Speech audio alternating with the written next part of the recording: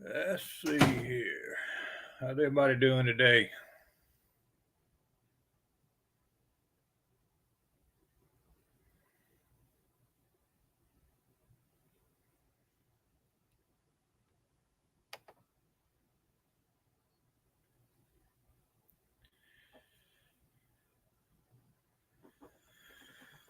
There we go. There's the link, guys.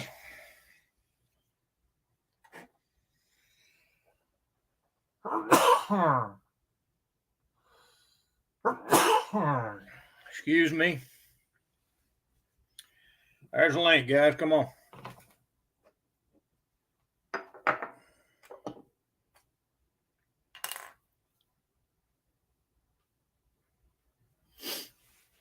How's everybody doing today?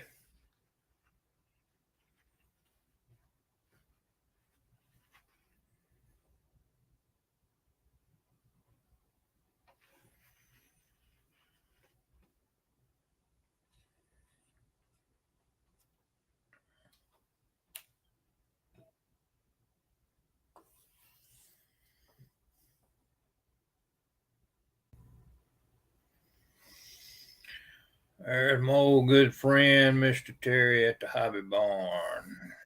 How you doing, buddy? I'm doing okay. Considering all this rain and everything we've had. Yeah, I bet it's been fun. Bet it's been fun. It's moved out now. I don't know how long. Sun's shining out and looks like it's a pretty nice day out. Well, it's moved out of y'all's neck of the woods, but I think it's in ours now. Yeah. Which that's the way it goes. Yeah. Let's see. Hold on. I think it's going down towards North Carolina yesterday. That's the reason why Josh was having so much trouble. What's going on, Peter? Not much. Got to go out and work on the chimney on the house later, but just sitting at the bench. Hey, Peter. Hey, how you doing? I'm doing pretty good. You sounding good. Yeah.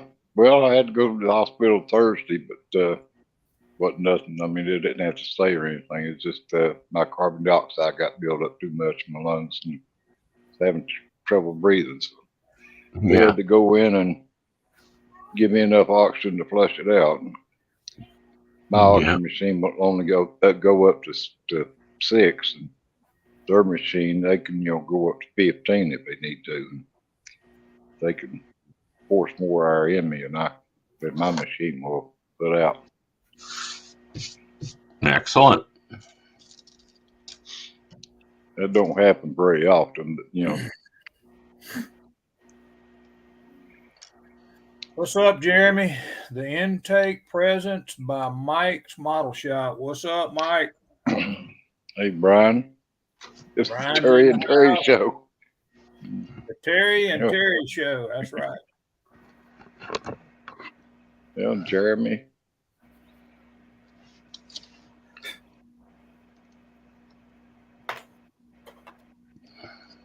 Mike Model Shop.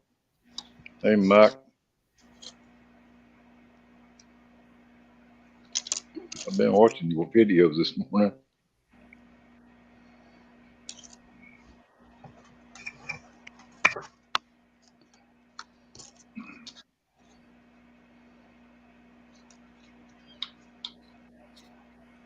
I'm still whittling on this.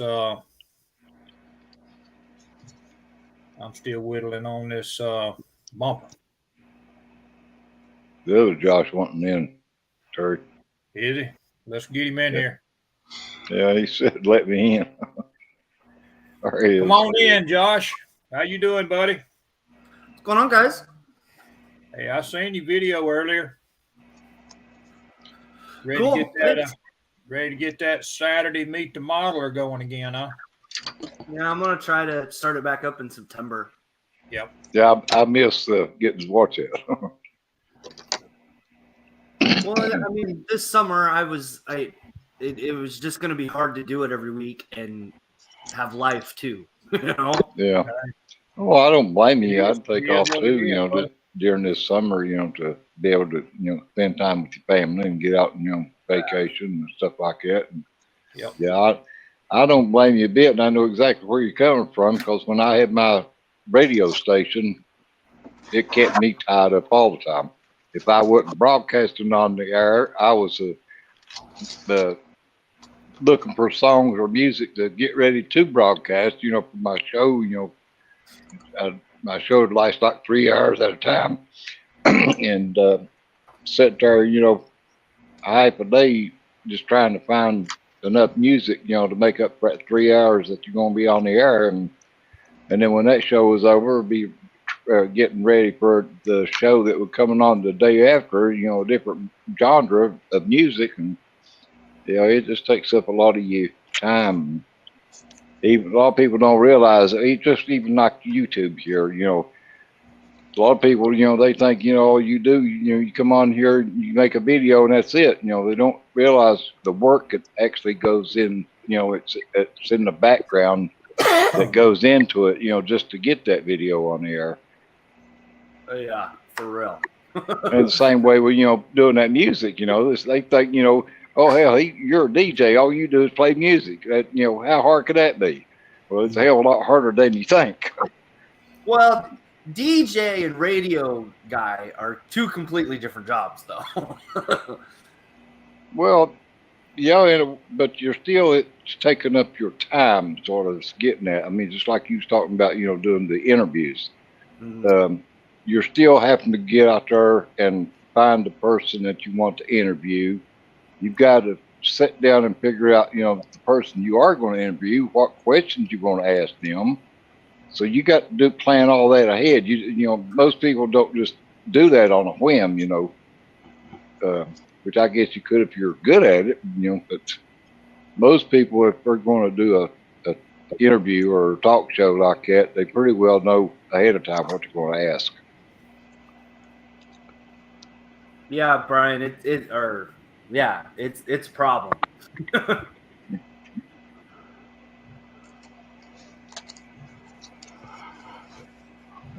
Terry Wilson's in the house. Yeah. Hey, Terry. Number 4.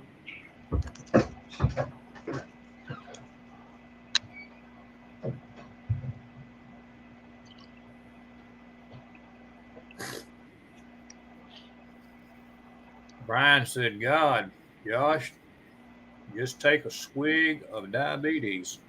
Oh.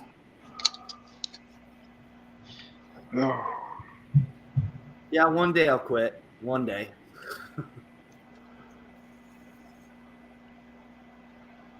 Some days the fingers don't work the way they. Yeah, I know. Yeah. I know. Getting my age, the eyesight don't work too damn good anymore either. Yeah, I can't use my glasses for this sort of stuff. I got to get my nose right into it. Yeah. Hey, Woody.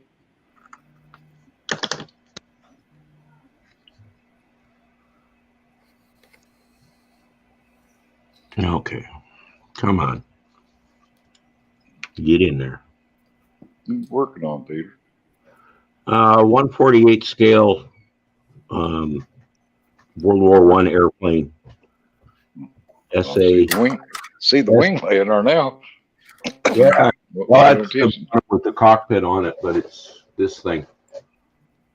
Edward. Oh, well, that's pretty neat. Yeah, nice kit. The cockpit turned out really, really nice. I got to add wires to it yet. There's crisscrossed wires, but it pops out. Oh. Fairly fragile.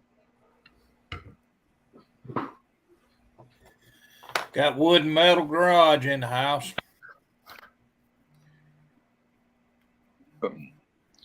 Yeah, that's my buddy, Woody. Yep.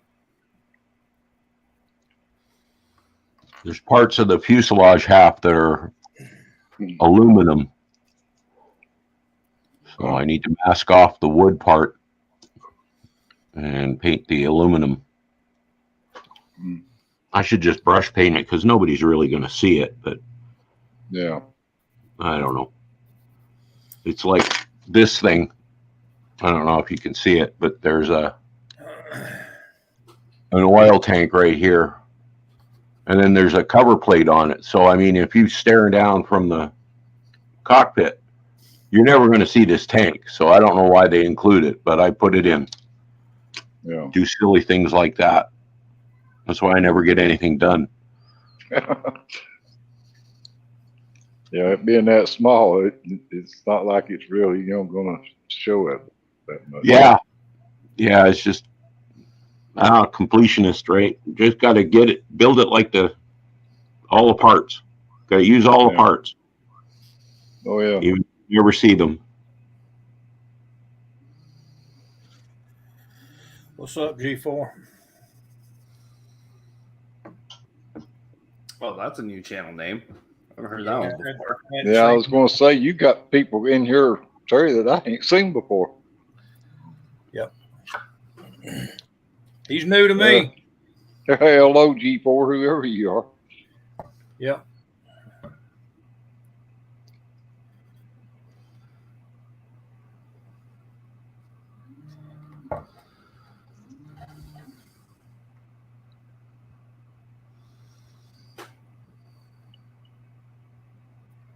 Figured Brian would have hopped on here. What's that? I said, I figured Brian would have hopped on here.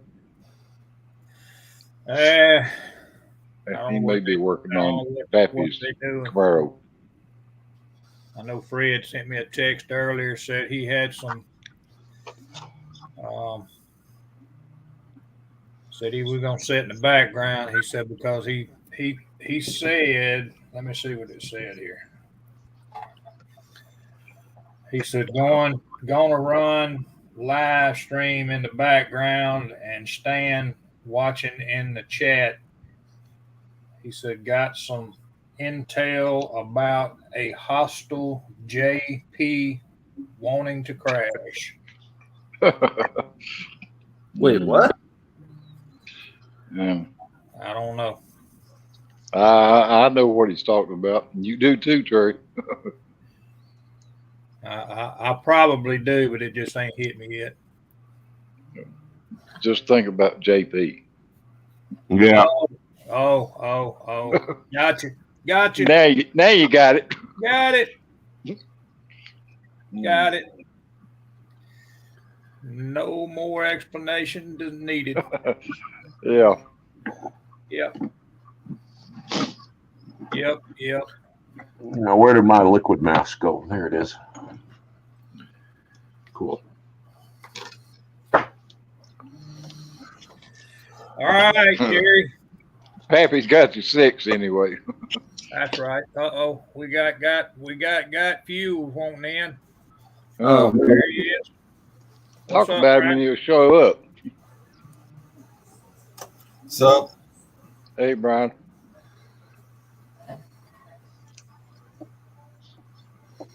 Who is Peter? Who?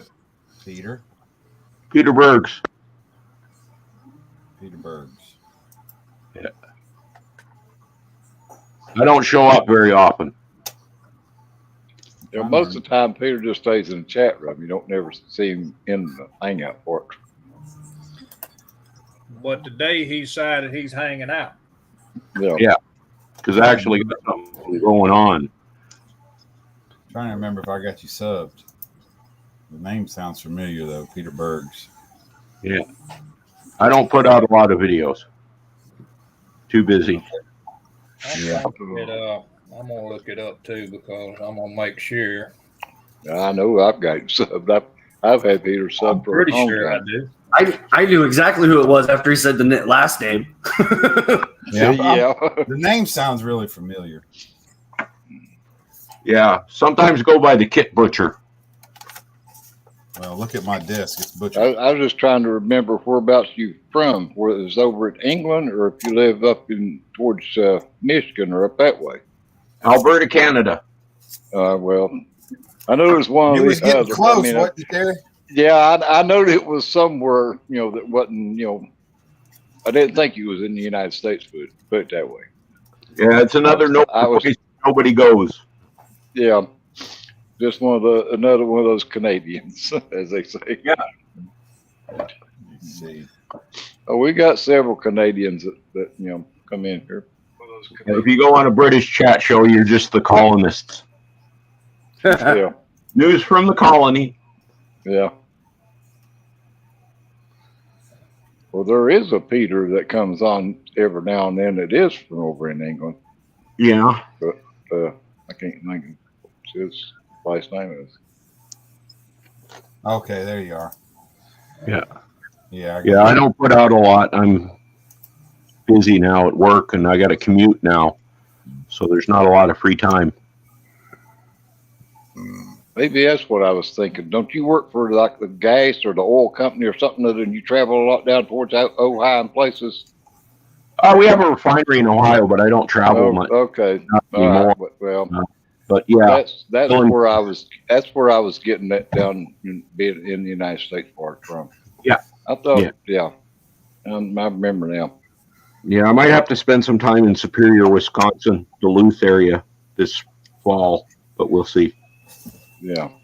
Got to get a refinery started up. Yeah. Burnt that sucker up like 3 years ago. I'm going to try to get it restarted. Well, I'm in the oil and gas business myself. Yeah. Yeah, I'm a petroleum products relocator. Peter, What was that? you spell your last name with an I? No, it's Berghs. B-E-R. Yeah, they got a discount on H's and stuck one in. Berghs. No wonder I couldn't find it. Yeah.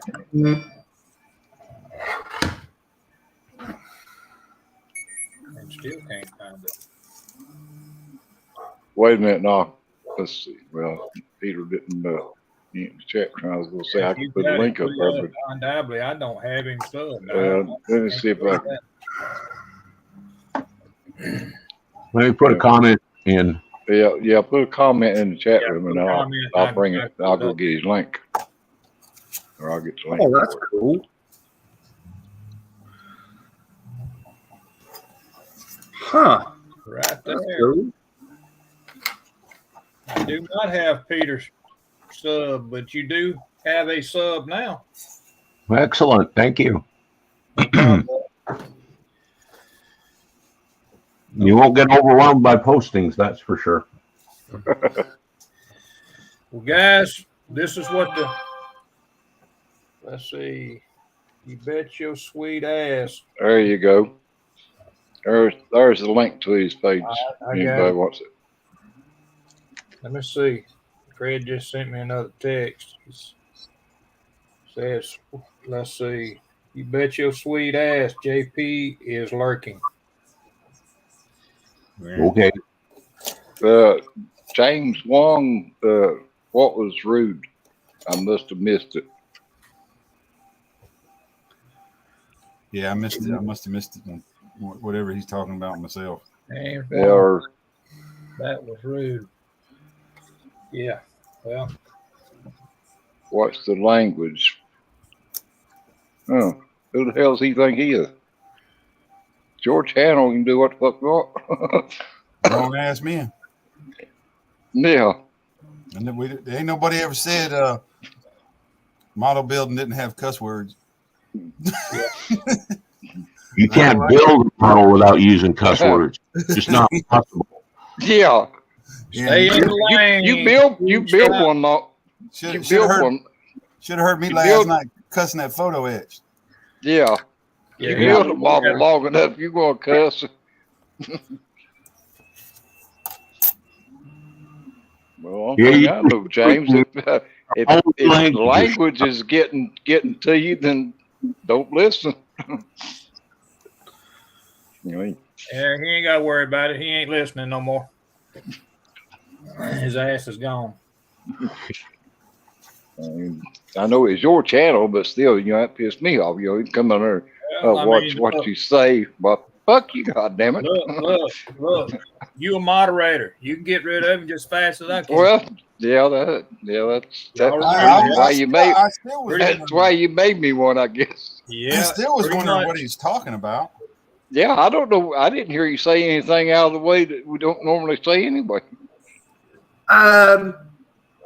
Looking at his channel, I want to say that was a kid.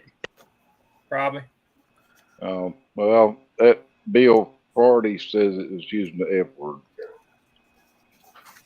F word. Yeah. Well, that gets said pretty good law on you. Yep. That's probably some little kid anyway. Like, I don't know. Well, and you can't never tell. It may have a certain person put him up to it. Seeing how it had like a Filipino name to it. yeah, we ain't got to worry about that one either. Yeah. His ass is gone too. You ain't getting on there and telling me what I can and can't do. Yeah. But anyway. Oh, Pappy got that one. No, Pappy is watching. Yeah, he's watching. I got him. Pretty much everybody that's in the chat that knows us is all moderators. So if there's something in there y'all don't like, get it. That's all I can tell you. What's up, Johnny? Happy said I first thought that guy was a bot. Bill Dub That's the reason he said that. Yeah, I don't. He's not gonna come up in here telling us what we can and can't do. So guess what? No. See you. Especially when it ain't his damn channel. It ain't his damn live. How about that? Yeah. So when he starts hosting it, then he can fucking tell us what to do. I got the grill actually set in here right now, Terry. Yeah. So if you notice, there's no marker lights on that damn front grill no more. You see what I'm saying? I thought that looked a lot better last night when you done that. I got to get that hood where it sets on there a little better than what it does, but it gets better. Trim them off on them sides and got rid of the marker lights. Kind of gives it that gasser look a little bit better, you know. Yeah. But it's well on its way to being through. Would you dechrome it? Yeah, I put it in the purple bath, and also put my little fuel tank in there that I got. Yeah. Going on the front. That looks good like you got it now. I'm gonna paint it. I was actually gonna make me a little thing to go across the front to set that fuel tank on, but that pipe that's a little bit too much. You get it up there where you can see it. It don't actually fit in the slot. Oh yeah. So it's a little bit much, but I don't know. I don't know if I may get some smaller stuff. Where's it supposed to fit at? On the front bumper? Yeah, I ain't gonna have no front bumper on it though. Yeah, well that's why I was getting at. You said you wasn't gonna put a bumper on it. No, and this thing here don't need to be. It looks better without a bumper on it anyway. Well, yeah, I'm not putting bumpers on it. A drag car ain't gonna have no bumpers. That's like putting a bumper on a 55 gasser. Yeah, they just don't look right. Well, I mean, even my 55, the one that's on the intro to this, you know. Yeah. I don't know that I'm gonna put bumpers on it. It's me, you know. Yeah. Yeah, I just think the 55s look a lot better with that one. Now, 57 looks good with a bumper, but not a 55. I hate to even put this up here, but that's Mr. Strickland. He's talking about selling his collection. He's got things that he's doing. Yeah, he said he was moving. Yeah, if anybody's interested in his collection, email him at Jeremy Strickland at 080 gmail.com. I hate to see him do that, but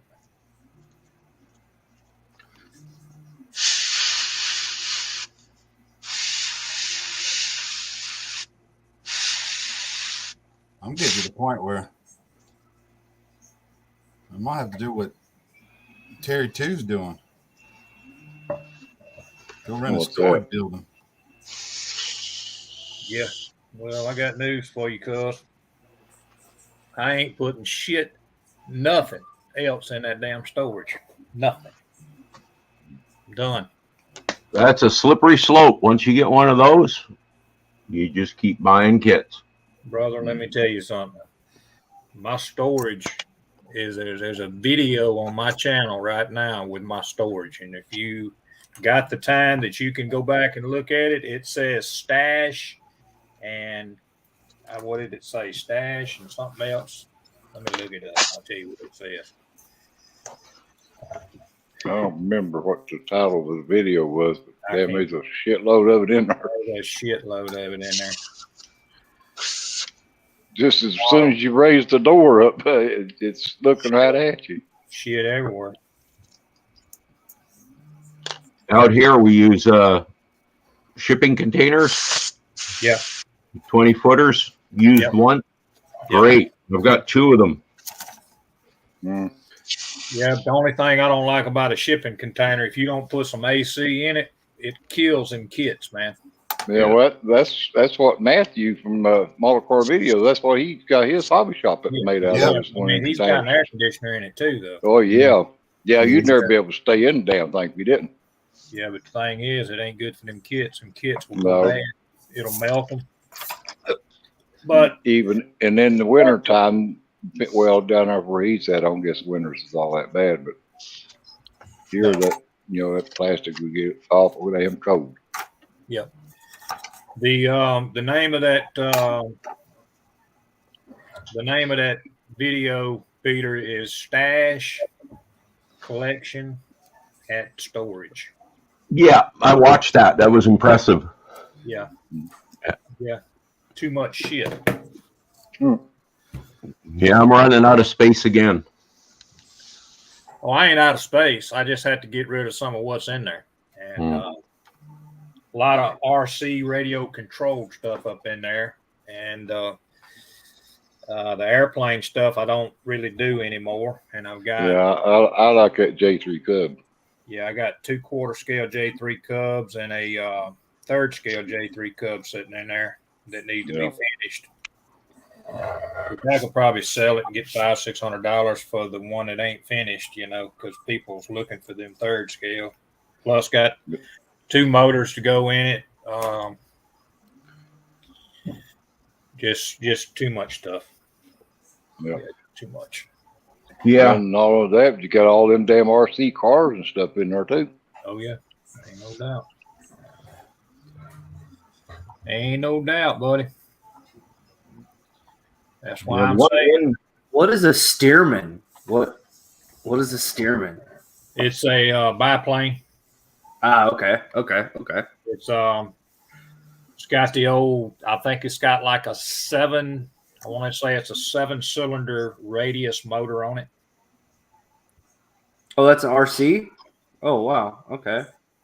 Yeah, you can get OS. The company OS made all the way up to a 7-cylinder actual RC motor that actually was real. they sound wonderful. Absolutely wonderful. Yeah. That stuff's not really big here in the valley, but you get up into like the high deserts here, and there's actually like outdoor racing for those. Yeah. Some of that stuff. Yep. And I can't even imagine what that costs. Depends on how much money you want to put in it, I guess you'd say. There's a Cessna 172 hanging over top of me right now. I paid for that 3rd scale J3 Cub. I paid $800 for the kit. Yeah, yeah. Is that a Hanger 9? No, it's a build-up USA kit. Oh, okay.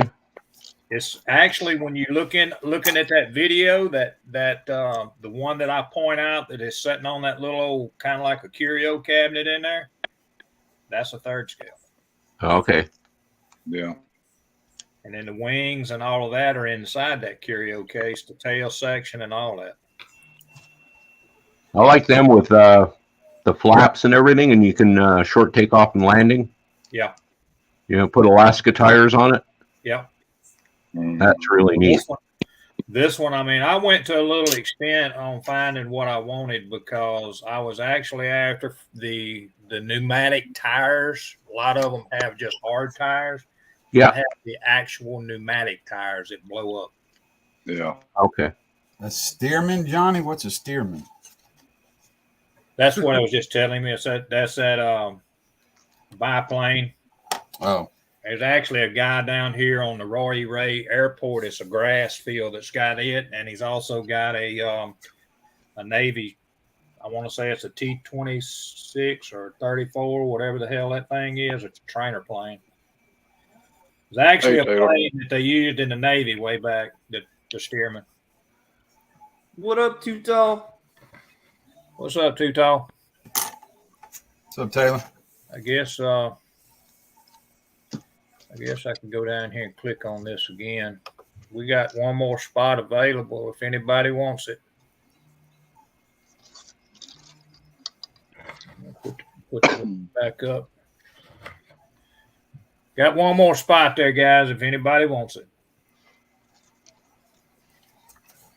But yeah, it's evidently Pork Chop Boy got his internet working, or he'd been on here.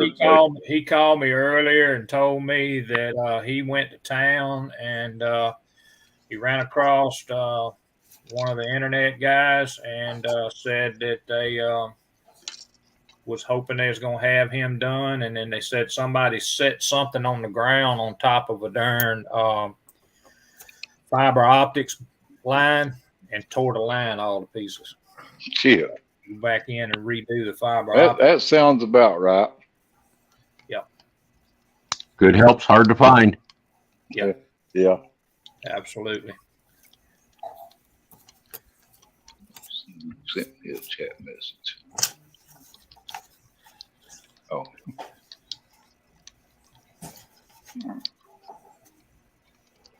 One thing I gotta say, the Edward kit for this airplane fits together. Sweet.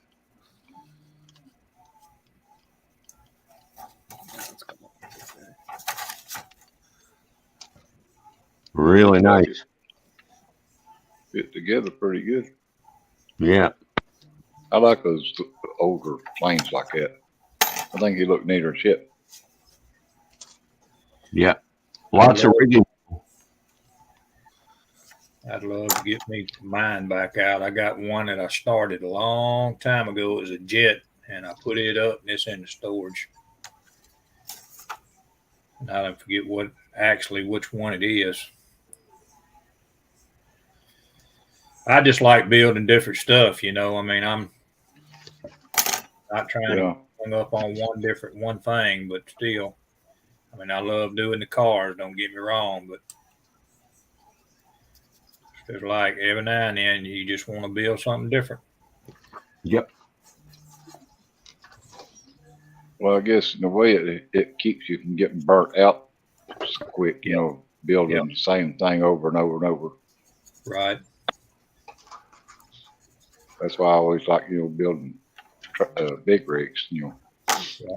So, completely opposite from building a damn muscle car. Oh, yeah. I just don't want to build a big rig because I fucking live in one and I have no desire. Well, yeah, but I can understand that. But, you know, a lot of guys that drive a tractor and trailer, though, that's what they want to build is something that they can relate to. But, you know, I can understand, you know, staying in one day in, day out, you know. Yeah, 12, 14 hours a day. That's the last damn thing you want to do is sit there and monkey with a fucking little plastic tractor and trailer. It's just like when somebody asks me, when they say, "Oh, you're a truck driver, you watch Ice Road Truckers." Hell no, I'd like to shoot that motherfucker in the head. Yeah. Yeah. The one character, I don't know none of them's name, but I know he's one of the owners, and he had several drivers working for him. And I remember the show I watched. Yeah, I know the one you talk about. And yeah, that guy, he was a prick. That one or two shows I watched, one of his guys didn't have a heater in the truck, and he's literally going down the road. He got ice on his fucking foot that won't melt. And the dude said, "We got to run to make some money." Ice all on his mustache and all that shit he would drive. Yeah. We're driving across them lakes with the fucking door open in case the damn thing fell through. Piss on that shit. I don't need a damn job that bad. A lot of that was over dramatized anyway. Yeah, a lot of it. And then they sent some of them over in the Himalayas or somewhere to drive across one of them mountains and make it look even worse than what it was. And it's like, you know, if we could drive across the ocean, it froze, we can drive across the Himalayas, you know, and the just a part of a hillside. Yeah. I don't know. Some of them hillside ones, some of them roads, man. I don't know if I take a Jeep. Oh yeah, I'd doubt if I could get a damn needle up my ass as tight as I would hold it going across some of them places. I mean, just watching it, I mean, it's scary enough, you know, and especially when they like try to pass each other, you know, and as narrow as that road is, and no guardrails, no nothing to keep them from going over. That's what they say about going up into Alaska. There ain't no guardrails on the hills or nothing. Yeah. 27-degree climbs and descents. Well, I had a cousin that lived up there. I mean, he was in the Air Force for 30-some years before he retired. He lived in North Pole, Alaska, is where he was stationed at. Yeah. And he used to travel, he said, the same road that them maestro, you know, truckers used to go. And he said it, you know, it did get that rough in the wintertime, you know. But to me, I just couldn't handle the damn cold. See, I don't mind cold so much. I cannot stand when it's like 110 outside and then you're in the shop that's like 140. But Taylor in. I can't stand. Taylor's wanting in backstage. All right. Let me get up here where I can get to him. That's the bad thing. I can't ever get see him down there in the bottom. Yeah. So it dings when you come in. Terry, What's going on? Set it up so it'll do a ding when they pop in. No, it don't ever make no sound. That's the bad thing. I mean, I can't ever see the way it's set up on this screen. I have a full row. I've got me, Terry, Peter, you, and Brian on the first row, and then it drops down to the second row. And when it does that, it's off the screen.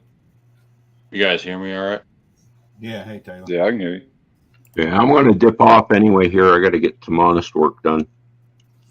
Some honest work. Yeah. What the hell is honest work? Stuff that the wife wants. I already did that. Oh. I guess I got my honest work done already. Yeah, you got one of them honeydew lists. Yeah.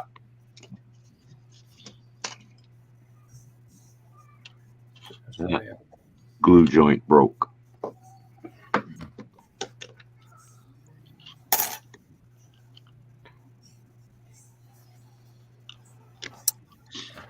Yeah, I decided to get mine done. She didn't have just a couple things she wanted me to do, and I did them. And how you doing today, Taylor? Doing all right. How you doing, Terry? I'm doing pretty good.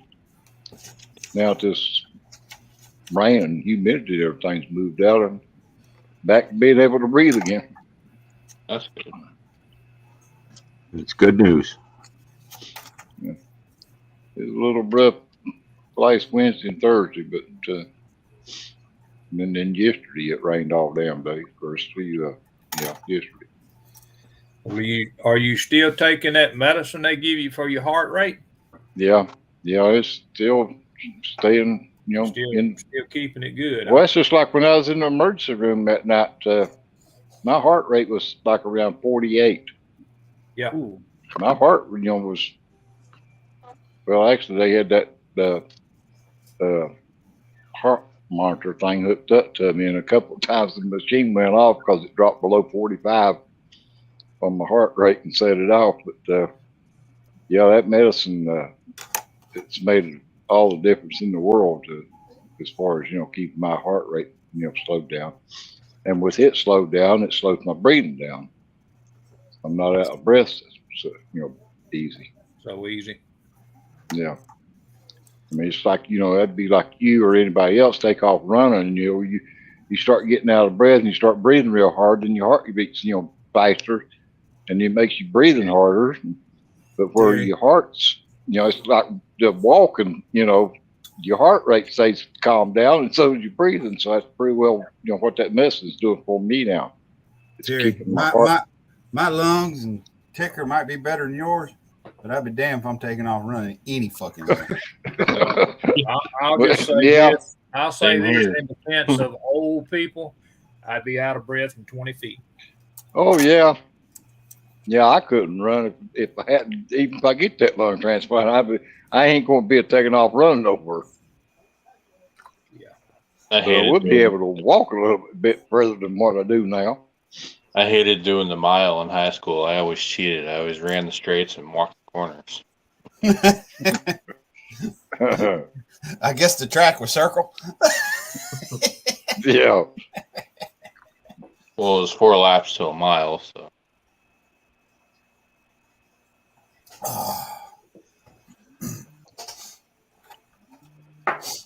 Well, I'm going to run off. You guys have a great Sunday. Thanks for the subs. All right, you too, Peter. Not a problem, Later, Peter. dude. Look, we do this every Sunday, brother. Yeah, I do one on Saturdays too. So Yep. Okay. Brian does Saturdays. I do Sundays. Sometimes Fred does a Friday hangout. I'll pop in when I can. All right, buddy. Appreciate you stopping by. Yeah, appreciate it. see you. Adios.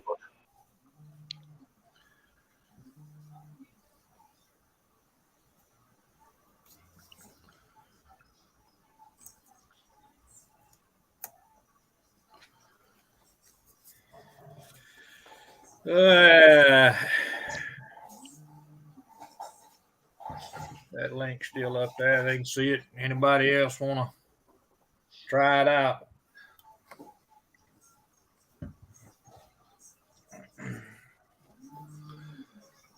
Man, I'm so glad I'm almost through with this damn thing. I don't know what to do. You know where Fred is? He's normally one of your regulars. He's taking a JP break. He's taking a what? Remember what we were discussing last night? He said he was back, or he's in the background keeping a JP alert out. I don't even worry about that bullshit. If somebody in here is listening, to run over there and tell them, when I'm doing my, I don't care. Yeah.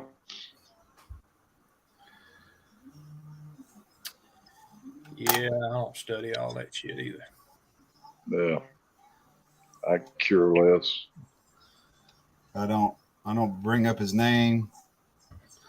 I don't care if somebody else does, but I just. Only time you bring up names is when they might be halfway imported, right? Yeah. No wonder we don't hardly ever hear his name. That's what I was going to say. That's the reason mine don't never get mentioned. Unless we're saying, oh, Terry's back in the hospital. Yeah. Yeah. Something must be wrong with the hospital barn. Nah. If they'd have kept me the other night, I had my phone with me. I was going to post a video when they got me up to the room, but since they come in, they told me, said, "Well, we're going to discharge you and let you go home." I said, "All right, no, I just won't even bother to mention the fact that I was here when I get home then, because there's no need to let everybody know that I was to come for the hell of it." I can't wait for you to get routine. better. I do enough videos telling everybody that I was was there to start with. I can't wait till you get better. You do, you get the procedure done, and Yeah, where you can get at the bench, because I know you're dying to. yeah. Yeah. Well, that's just like all this stuff that I'm I've ready been to see what buying. you do. All this stuff I've been buying and everything. Just to be able to get to use it once I get to that point. It's just like buy that new Carter Steamback airbrush and got this new paint booth and everything else, and it's never been used. Brand new air compressor's never been. Well, it's been turned on. That's about it. But I've got everything ready to go when the day comes. And Are you getting closer for that, Terry? Huh? You getting closer to having that done, or you still have to jump through hoops? No, I'm getting closer. No, that's good to hear. I knew you were in process. I just hadn't heard. Yeah. Well, I've got to do nicotine test for 3 months to make sure that I don't smoke and all that stuff. And Okay. Which that's I've passed that, it's any problem and everything. But once I get to that point where they say, all right, we see that you're smoke free or whatever, then I go on to do the other tests that follows that. And then once that test is over with, then that's when they say, okay, now we're ready to get you a donor. So I'm getting closer. Nice. So you haven't done the 3-day test yet, right? No, that comes after the nicotine test. That test that I'll be doing, the 3-day or 2-day test will be coming up in August. And then I should be, after I do that, then. Seems like they keep putting this shit off on you. Well, they told me, to start with, they said it's going to be a long, drawn out process. They said it's not one of these things that you come in today and we get you set up in a week's time. We got, looking for you a lung. So it just don't work like that. Everything has to be done. Everything has to be done in stages. Well, it seems like initially you were supposed to go do the 3-day test back in. Well, I was, but back in January and February, when the weather was bad and I couldn't go to Lexington or go to the treatment center and do the test that I needed to do first, that throwed everything behind. And that's why they told me, in March, they said, well, if you don't come by May and have that first test done, the blood work and the breathing test and all that, then you're going to wait too late that we can't do it at all. So that's why I told him, I said, well, I'll make sure that I get the test done by May for sure. So that's when I went in May and had the very first test done. So it put me behind. If I'd went in January like I was supposed to, or like they wanted me to, because they had the appointment set up for me in December to come in January and do all that to get started. But I just couldn't go because the weather was so bad and my breathing was so bad, I just couldn't make it down there. So it put me behind. But now that I am doing it, and I'm on track, with what their, requirements are, then I still, I should be able to have the lung transplant done before the year's out. I mean, I know I probably won't have it before I can, go to Acme, but I'm not really worried about that. I can go to Acme anytime. Yeah, we'll be looking next year. Getting that lung is more important than going to Acme. Bro, for sure. Because if I get that lung, I can always go to JaxCon or AtlantaCon or one of those, and AtlantaCon. And go to Acme next year. Really wasn't much. No, yeah.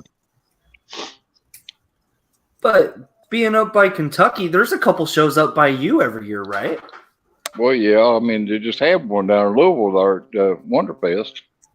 But that was mostly, sci-fi and figures, Yeah, but there's a car one too, right?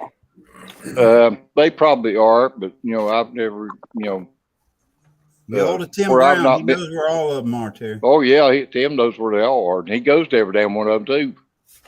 If there's one around anywhere, Tim's going to be there at it. That ain't no doubt. He stayed.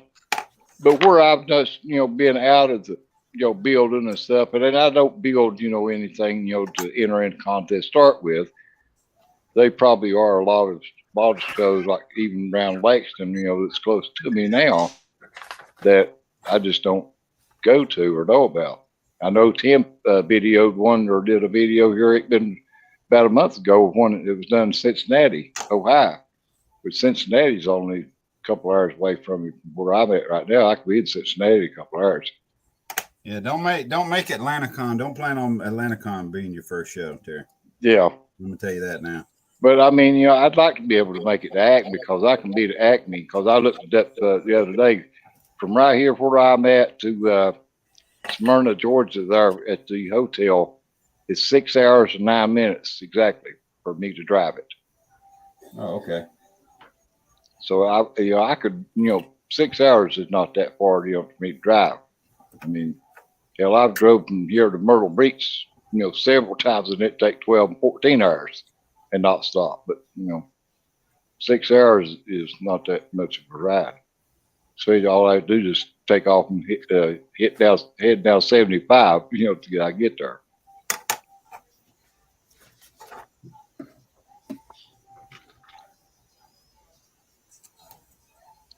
But going to JacksCon now, it'd take me probably 9 or 10 hours to drive from here to JacksCon, Jacksonville. Well, it's from Atlanta, it would take you about 4.5, 5 hours. Well, if I was going to JacksCon, I'd go a different way.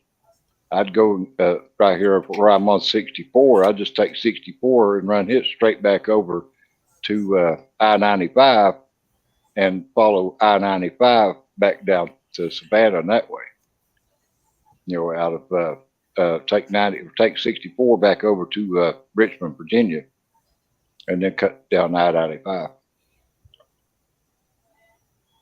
Because I used to live in Virginia Beach. I can cut across I-64 and it runs all the way over to Virginia Beach, Virginia, because that's where I used to live at one time. And I can get on I-95 south. You wouldn't want to do that. Well, it'd be closer than it would be for me to go that way than it would to go from here down 75 and down to Atlanta. Then cut. Well, you probably wouldn't want to do that either. You probably want to cut over 26. Well, yeah, I can do that. I can go up. I can go back 26 to 95. I can do that. I could go up to where I used to live or where I, moved from, and go to Bristol or go to Kingsport or in Johnson City and take I-26 from there and straight, down towards Columbia, South Carolina, that way, or wherever 26 goes, ends up at. Don't 26 cross 20 down there around Columbia, somewhere down through there? Oh hell, you'd be much better off, Terry. I just look for your. Oh, yeah, you'd be much better off going down 75 to Knoxville than going 26. And either 26 down to 95, or either I know some ways down through the woods that will drop off a substantial amount of miles. Yeah, and bring you down straight through Augusta. It would drop off probably 40 to 50 miles, but it wouldn't change the time much. But not in the car. In the car, it probably would change the time. Yeah, I'm thinking of a big truck, so. But yeah, yeah, you definitely looking at. I just pulled you up my contact list, and yeah, you'd want to go down 75, 26, cut down through the woods, or either 75 straight down. Yeah, well, that's why I said I could go, down 75 from out of Lexington, and hit, to Knoxville, and then if you was to cut across 64. And go all the way over to Richmond, cutting No, you would add. Or I could go you back. Would add just by linking 300 or like I miles said, to your trip. I could go back to where I moved from, and get on South 23 and follow 23 to Kingsport, Tennessee, and get on 26 there at the I-40 I-81 split, and follow that, go around to 26 and cut down. What is that mountain? And go that way too. Thanks, Chuck. Appreciate it.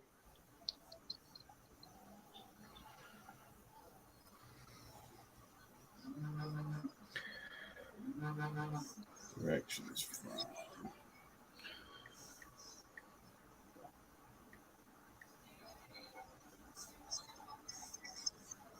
Can't find a way there. Do what? Yeah. Oh, okay.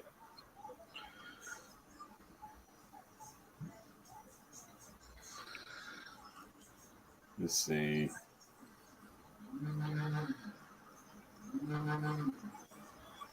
Yeah, see, just you cutting over to and coming down 77, this says would add 50 minutes to your trip. Yeah, I'd have to cut. All the way to 64.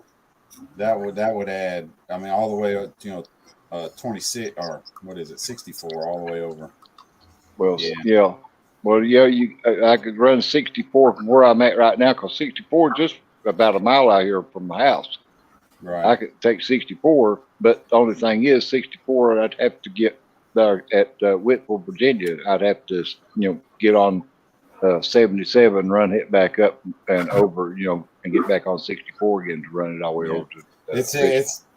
It'd be a little bit out of the way. Google Maps says 10 hours and 41 minutes to come down 75, cut across 26 to 95. Yeah. And that's probably, like I said, about right. That's why I said earlier. But also, like I said, I know ways down through the woods that would cut off. Oh, yeah. 30 miles or more. Yeah. 30 to 40 miles. Yeah.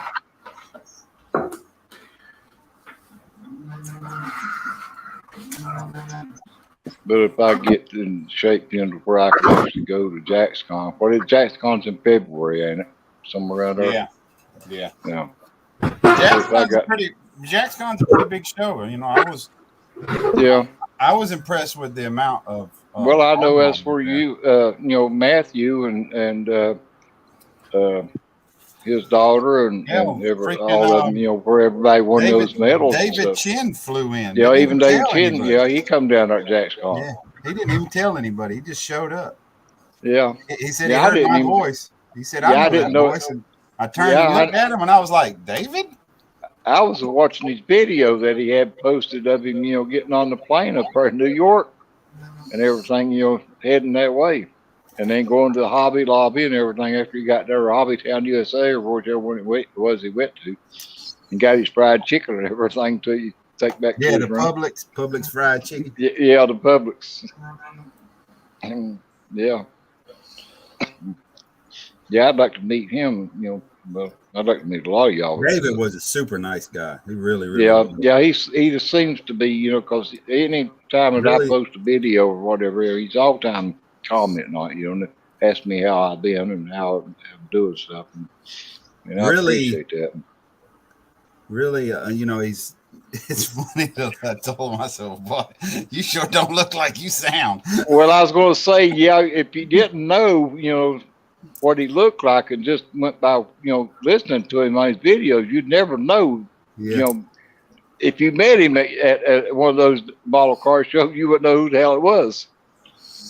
Unless you just recognize the voice, and that'd be the only way. That's how I recognize him. Yeah. But just walking by him, you'd never know that's who actually was that you had just passed.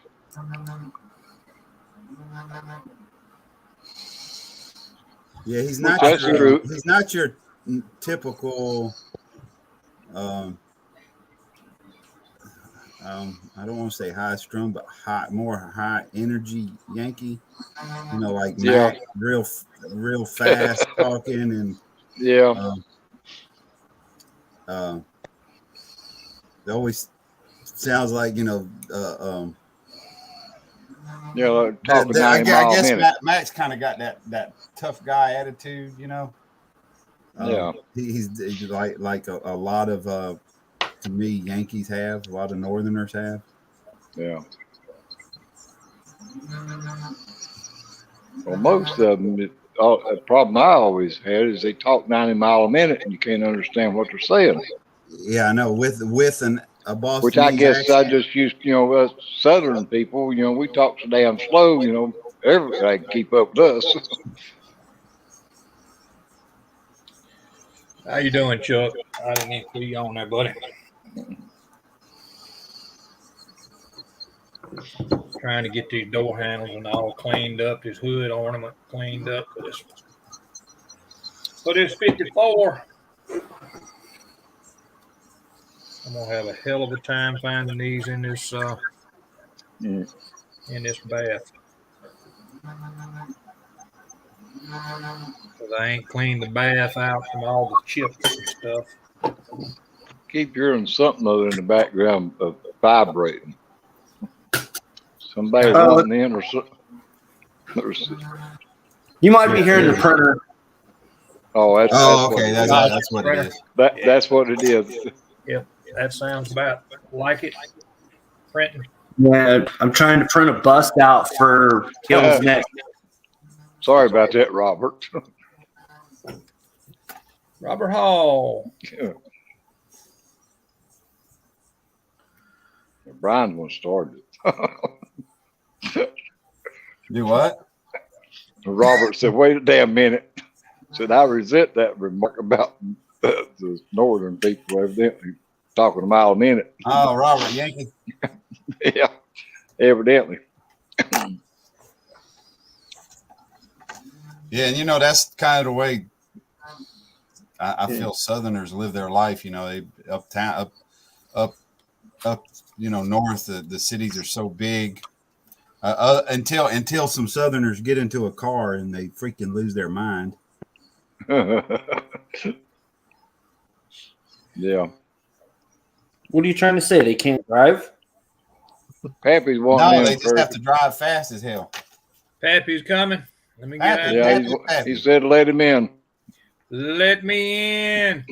He couldn't take it no longer. He couldn't. Tired of running point.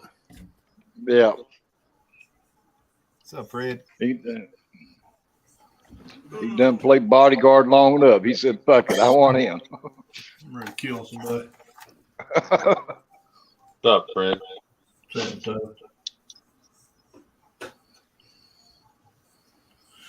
Let's see. How in the hay is my right there? Speakers.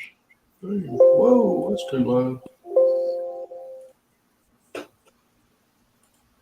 Big screen and boom. Well, I got grass cut today, thank God. Mine will just have to grow. I ain't cutting it on no Sunday. Well, my front yard got half cut and it looked like crap because if I didn't finish it, I'm sure my neighborhood watch committee would be like, you need to cut your grass. Only way mine gonna get cut when it dries out enough to cut. I would tell them fuck you. Easy language. We're being watched probably. Yeah, guess what? Fuck them too. And the horse they rode in on. I had you back. Yeah. James Wong or whatever the hell his name was.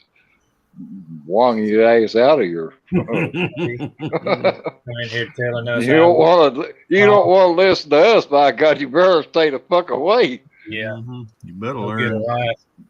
You better no need for the cussing. Bye. See you. You start building and working on model cars, you're gonna damn preacher start cussing after a while. Especially like Brian when you start fucking with that damn photo etch, yeah, you're gonna make a preacher cuss. That right. Yeah, Like Robert, I said about that guy, about the preacher with the lawnmower. You keep pulling that damn string long enough, he'll come back to you. You'll remember how to cuss. Give a shit whether you're a preacher or not. Yeah, Robert, I was recutting what I cut yesterday. You done growed that far. Yeah. Don't take long. No. I just stopped cutting mine. It can only grow so high. Yeah, to add insult to injury, after I finished cutting, what I do, I went to Home Depot and got a bag of weed feed so I could Make it grow even faster, huh? Yeah. Yeah. Damn. Yeah. I know. Glutton for punishment. Yeah. How about going cutting it and then going back behind it and sprinkling Miracle Grow on it? That's damn true. Something just ain't right with that picture. Find everything except the shit that I need to work with. It's like walking into a bar and finding the Yeah, biggest that's what I used to say, Terry. Knock the shit out of somebody. Quit mowing the damn grass and start baling the fucking stuff. Boy, you ain't kidding. It's cheaper to hire somebody to come in and bale it. Got some sheet styrene somewhere, but where I can't tell you. Okay. Silver chrome. Hey, Mark.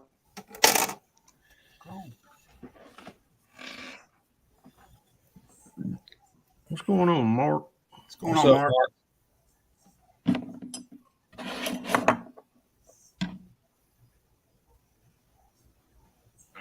Robert, if you was here where I was at, by God, the other day, you'd have got plenty of it. Hell Hey. no, I didn't see as much rain as I did the other day. Or at least not at one time, anyway.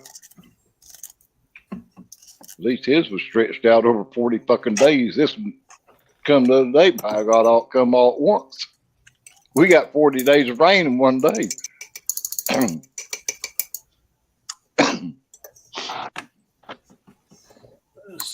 I just call that a Tuesday, man. Being the Pacific Northwest, that's just Tuesday. Yeah, no shit.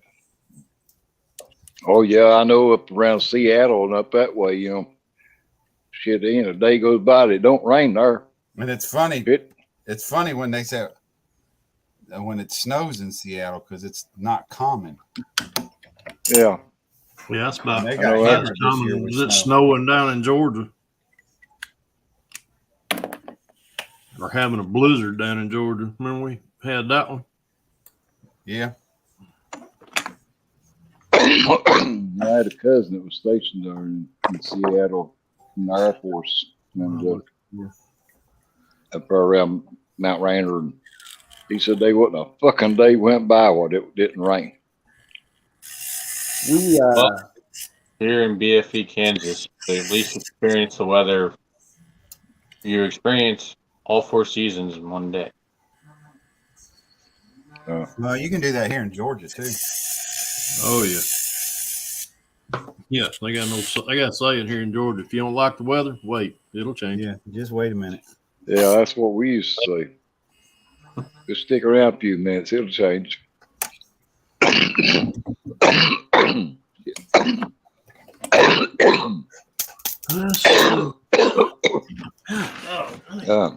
Clean my damn bench off a little bit. All right. That's what it's doing out there now. It was pretty and sunny. It's already started clouding up again. Been cloudy here all day, thank God. Well, it was pretty and sunny out when I first come in here. Starting to cloud up a little bit, or just dark cloud going over, I guess. Sun Y'all know, disappeared. Terry, you know what time this damn race starts in Atlanta? 3 o'clock. Yeah, it won't be over to about 8. Shit, man. I'm Well, glad. it's- Me and Vicky looked at each other a while ago and we said, boy, ain't we glad we didn't go to the race. I said, that damn thing starts at 3 o'clock. Well, it's 10 after 3 now, Yeah, my time. Yep. It might just be 10 after 2 your time, but it's 10 after 3 my time. No, it's time I just told you it's 10 after 3 my time. I don't know what time I know. yours Hey, I had a damn senior moment. Okay. is. Squirrel. Squirrel.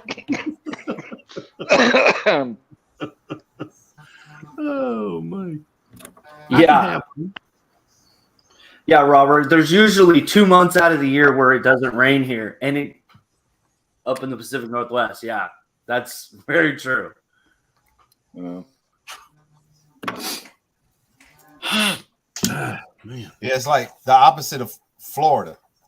It's pretty there 3 months out of the year, and then it's just swamp ass season. That's one way to put it. Well, it's that swamp ice that they can keep. It's where you buy stock and powder. Or cornstarch. Yep. I prefer cornstarch. I live in cornstarch. I buy the big freaking can of it, plastic can from Yep. Sam's. Yep. I keep some in my locker at work. It's a wonder my wife doesn't say something about cornstarch on the bathroom floor all the time. And I learned that from my dad. I put so much. Hey, sir, Dane. I ain't seen you for a long time. You doing okay? What's up, Sarah? I should know she'd be watching NASCAR. I put so much cornstarch on one time I farted and it looked like a damn cloud. I use it so much that You get I out. I always have cornstarch dust in In the truck. No, yeah, in the back, right there where the back and you sit. Yeah. Yeah.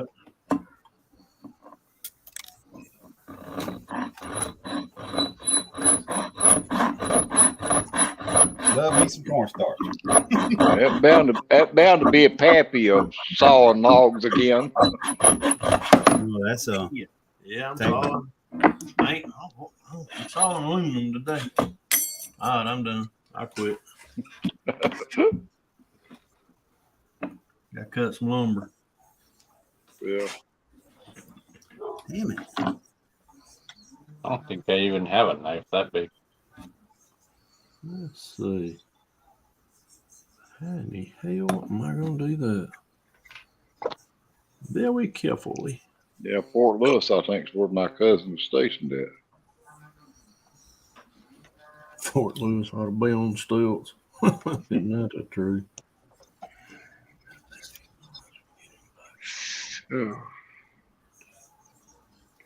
Any news yet, Terry, Sarah, Les? Only news we got is me and Terry are so much alike. Yeah. No, Sarah, I was just telling them earlier that, everything's on schedule as far as, me getting that lung transplant and stuff. It's just a long, drawn-out process. It takes a while. But I'm on schedule with them, as far as getting it, I can do that. Well, which is the main thing, I guess. all right, what can I use? No, I don't If I mind. get all, Bare metal foil. I should be able to get all the tests and everything done by the end of August. So by September, October, hopefully I'll have a lung.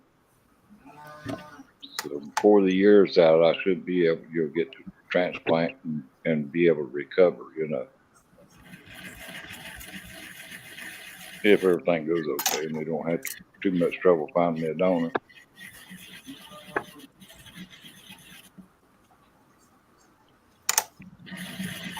What we need to do, I think, probably now is find out who we gonna be talking to find out what your progress is once you get out of surgery. That's what we Oh, are. I've done figured that problem out. Okay. I didn't know if I'll anybody only be on that ventilator, they said, for 2 days. Yeah. And I'm gonna be live streaming more or less from the hospital I got you. during or after, the transplant. Yeah. And during that time or before, I'll get my son to post, keep everybody informed. Cool. Yeah, I didn't know if anybody had actually asked about it, but Hey, we like family, and we like to know stuff about you and make sure. Oh yeah, and as much as everybody's kept up with it and asked and stuff, that's why I said I want to make sure that everybody is aware, follows along, how things went or how it's going, after it's over with. Right. Because they said, once I'll be in a coma, they said they would keep me in a coma for about 3 days. Yep. And then once I come out of that and I'm breathing on my own, then they'll take the ventilator off. And then I'll be in there in the ICU for 2 weeks. Then they'll let me out of there to go to the rehabilitation center. And I have to stay there for 30 days. And then I'll get to come home. Yeah, they slowly. My wife's been on a ventilator, and it's a medical induced coma. Yeah. And, well, they put me on a ventilator. Bringing you off the medication, and that's not funny. They start bringing you off the medication, and yeah, that's what I'll do, Robert. Hospital barn. He already threatened. He already threatened to change his name to the.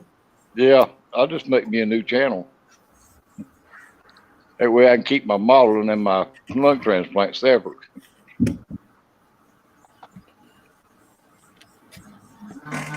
Yeah, they have to slowly wean you off the medication. Yeah. And let your lungs start breathing on their own.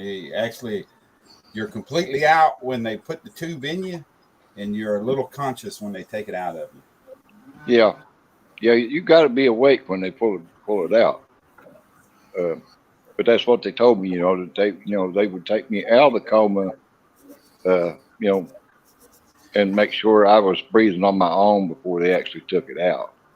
But I've been on a ventilator. Every time that they've ever washed my lungs out, they had put me on a ventilator. And both times that I've had, part of each one of my lungs took out, they've had me on a ventilator. But that's the problem now. The reason they can't do it anymore is because they can't get me back off the ventilator. Right. But see, I won't be on a ventilator. You can't get yourself off the ventilator. Yeah. My breathing is too bad. Yeah, my breathing is too bad to get my breathing, to get it back myself or be able to start back on my own. But during the lung transplant itself, I won't even be on the ventilator. I'll be on what they call a bypass machine. Right. Because they take both my lungs out at the same time. Yeah. I won't even have any lungs in me at all. Just that machine is what's be keeping me going. And my heart and everything. They call it a bypass machine. It's more or less that's what it is. It's bypassing everything else and breathing for me. Whereas a ventilator, it's just put into your lungs. But these, I won't have no lung for no ventilator to be in. It'll actually be hooked up to the They probably even start to stop your heart, don't they? I don't know. But where I'd say is, all the bronchial tubes and all that stuff that they take your lung loose from, that's what they hook the bypass machine to, to have it pumping or whatever it is they do. But then they'll take and trim. They, said. I watched the videos from up there in the Cleveland Clinic, where they take they trim the lungs that they receive. They trim like the fat or whatever tissue or extra tissue that it don't need off of them before they actually put them in you. I mean, I don't know what point that is. I watched them do it. Hey, Dwayne. But if that's will make it better. But but them trimming the fat off of them lungs, that'll help. Breathing probably. Yeah, that looks good. Terry. There too. Put me on the big screen. Oh, you're talking about. There we go. Door cards. What we got? Yes, sir. That looks Them good. turned out good. Damn. Thank you. Who taught you how to do that two-tone stuff? Or who encouraged you to do that? I don't know. Some old SOB, Some old SOB. Yeah, it does sound the same SOB. The same SOB that says, "Oh, I use photo etch for the side letter." I did too. I did too. I don't know. You probably can't tell it. I don't think you can see it on video. I added a. Let me get a pointer. What'd you get a MSG? Let's go this way. MSD. No, you ain't gonna be able to see it. I added a door lock. It didn't stick up much. What'd you use? I see. Oh, is that what you tried to get that damn photo etch shit on there last night? That little door latch or yeah, door knob thing. I got to paint it, but no, I was doing the the dash. Oh, you was doing the. I done the. Yeah. I put on the Camaro, right there. Yeah, you was doing the key switch, wasn't you? It also has pieces. It has pieces to put on. This is the center console here. It has a frame to put around the decals. Yeah. A photo etch frame to put around the decals that go on the center console. But that's a photo etch right there too. That's the shifter, the gear shifter. Yeah, I did it on the. But I don't. I don't. I've got them cut out. I don't know if I'm gonna put them on there or not. I did it on. I did it on that convertible. Yeah, I painted the exhaust last night too. You ain't seen. Well, you've seen it. You ain't seen that convertible up close, though, have you? You ain't seen it. No, because I ain't showed it. Duh. I've showed it. Up close. I showed it at a show. Duh. Let me get it out right. What convertible? Huh? The one we ain't seen. No, I showed the white one, the white Pro Street one. Oh, the Camaro? Yeah, I ain't showed it at a show, is what I'm saying. Oh. Yeah, you talking about the one that was the pace car? Yeah. Thanks, Robert. Yeah. I ain't the white with the orange stripes. Yeah. Yeah. I ain't showed that at a show yet. Yeah. Now I know what I'm talking about now. Yeah, you showed us. Speaking of the toothpick, I forgot I got to hit my screws on the door card. I'm still trying to decide the dash too. It's got some photo etch pieces for the dash that go around the gauge, the gauges. Yeah, around the front or around the speedo and the around the speedometer and the tack. But I'm like, yep. I used that. I used that too. But is that photo etch? Does it go inside, or does it go on the outside of? Goes on the outside. Outside of it, doesn't go all the way down in. Oh, no. It takes a little trimming. No, it's probably like a chrome ring that goes around. See what I'm worried about doing that is where does the glue go where you don't see the fucking glue? You have to use a very, very, very small amount. I mean, just enough to just piss it off. That's where the fingernail polish comes in handy. Yeah. That, a toothpick, and all kinds. Yeah, and that, a toothpick, or a do needle. they have a flat coat fingernail polish? Yeah. Yeah. Yeah. They make a dull. They make right a dull dull coat. Yeah, there's women that takes and puts dull coat on their fingernails to dull them down. Right there's dull coat. Yeah, I've got a bottle of it sitting up there. Okay, I'm gonna ask my wife to get me some next time she goes. Somebody's got their damn YouTube running in the background. I can keep hearing an echo. I don't hear anything.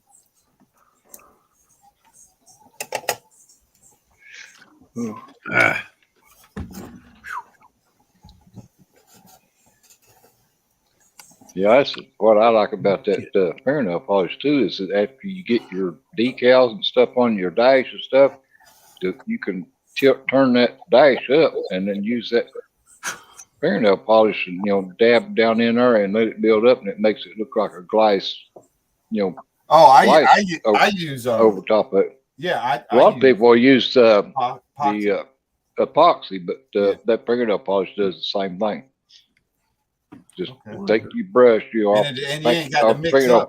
You ain't got that. Yeah, and you don't have to mix now. Just take the little brush up out of the bottle and just let it drip down on it. And depending, like if you was doing a mud stain or something, you know how the glass is beveled, right? On an angle.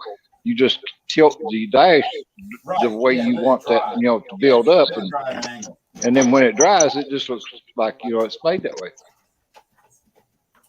And you ain't got all that shit to have to mix up and put down in it and all that stuff. Well, I always keep clear fingernail polish. I use it for Loctite, so I'm moving that over here, and I'm gonna tell my wife to get me some dull. Yeah, I've got one. Well, I've got 4 bottles of it sitting up here, plus a bottle of dull coat.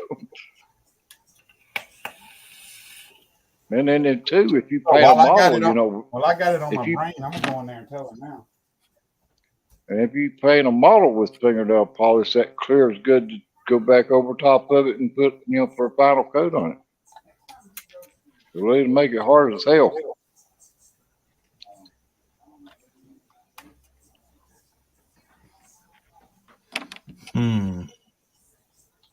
They just some things to make you want to sit around and go, how am I going to be already at her hose on?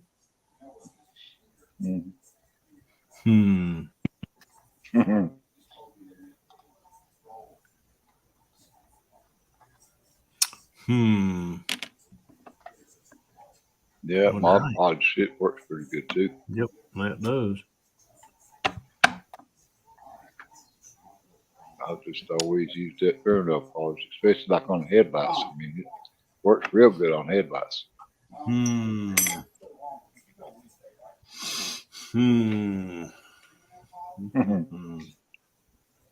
Hey, I got an idea. I think I got an idea.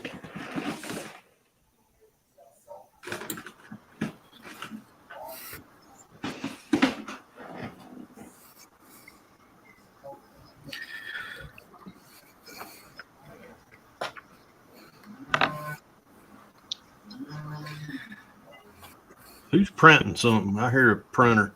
It's Josh, evidently. What are you printing? I sure as hell ain't gonna be in that. What? I said I sure as hell ain't. I pulled this out of my aluminum stash, and I thought, damn, that's awful heavy. It's a damn.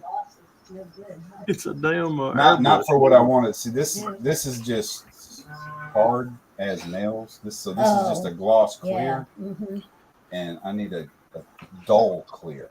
I don't think I have any either. I've got some.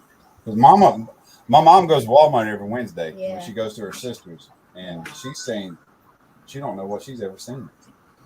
I'll look. So Fred, we're doing the bus class again, right? Okay. Doing what? that painting class with Gil. Yeah. So it's on the 30th or whatever that weekend. And we're gonna do Medusa, and that's what I'm printing out. Is Medusa. Yeah, it looks really cool. Wait a minute, not Medusa the wrestler. The girl's a wrestler, right? No. Not that one, huh? Okay. Oh, by the way, y'all, much suggestion is order your bare metal foil directly from Bare Metal Foil. This is the way it shows up in this box. Properly shipped. Yeah. They actually got it up and going and fixed and all that, or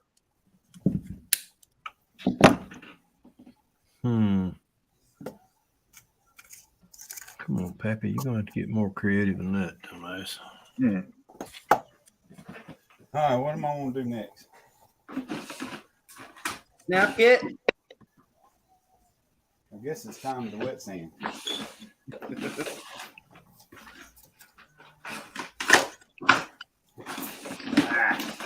what I'm looking for. Yeah, you can run, but you can't fucking hide.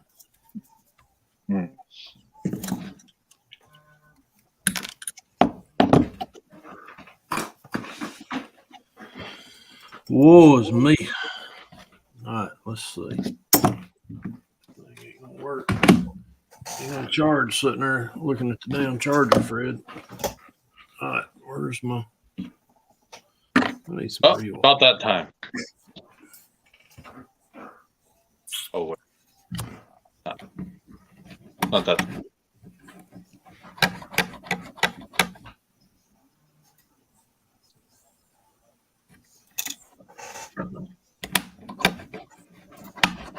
It's just Coke.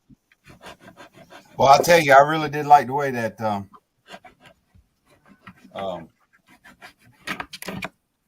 MCW enamel spray. Does it dry quick, bro?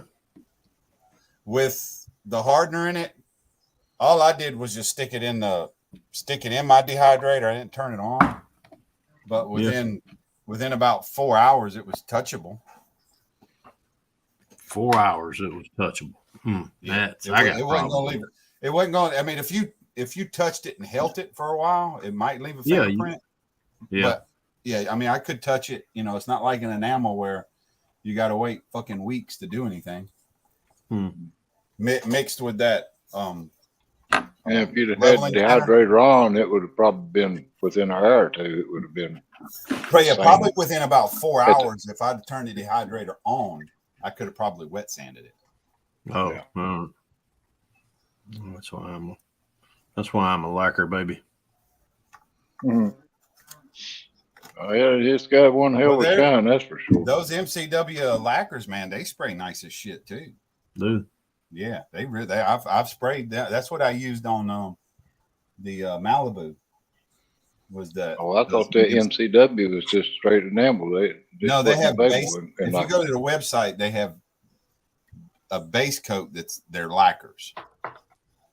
Their enamels are under a different section. Like, so if you went to their website, and went to their auto colors, their auto colors are their base coats, and those are the lacquers. Not unless they've changed it. Because I had a conversation. I talked to the man one day on the phone, and I told him, I said, you have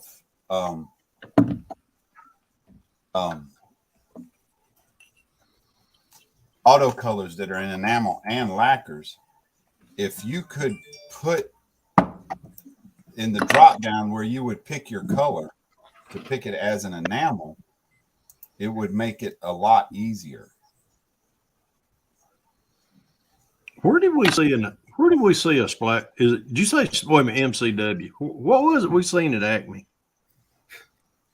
Splash? I think they didn't have much either. You'd probably seen that splash paint they had. I think that's what it was.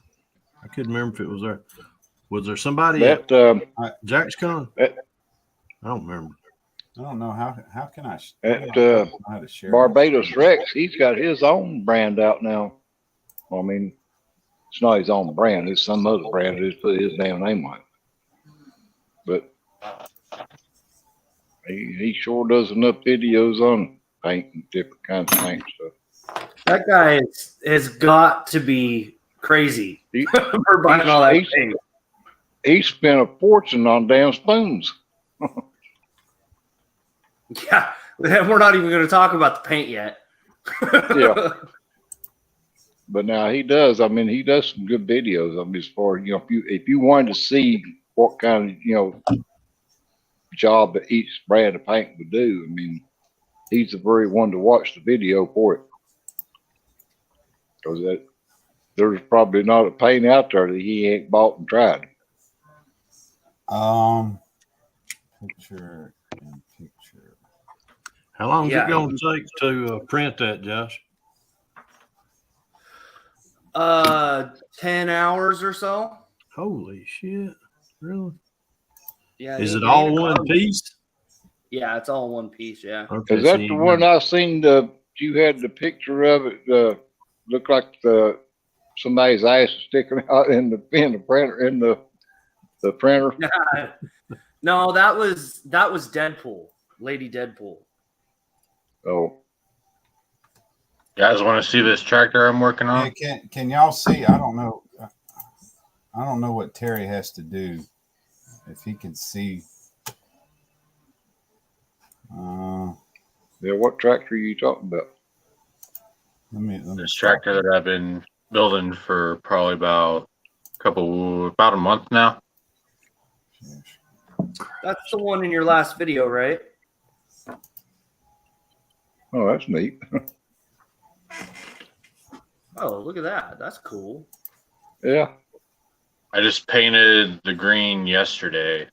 I still gotta paint. Okay, so this is a replica of a drag and drive car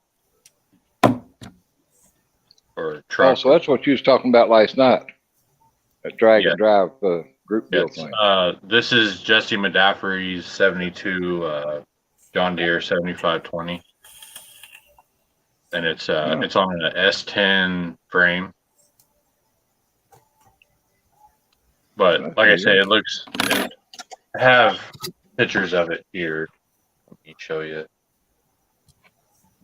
These were my personal pictures that I took of it because last year's race week 2.0 was at Mid-America, and that's just like 3 hours away from me.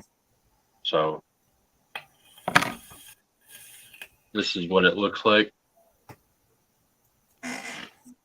Oh, that's pretty neat. Yeah, it's a, like I said, it's a 7520 cab. I'm not sure it's a different hood. It's not the same hood, but it's all on a S15 frame. It's the S15. I think it was like an extended cab wheelbase. Well, you got that model looks pretty close to it. Yeah, I tried reaching out to people that did 3D printing, and they didn't want to design it. They couldn't find a file on it, so I scratch built the whole thing. Cool.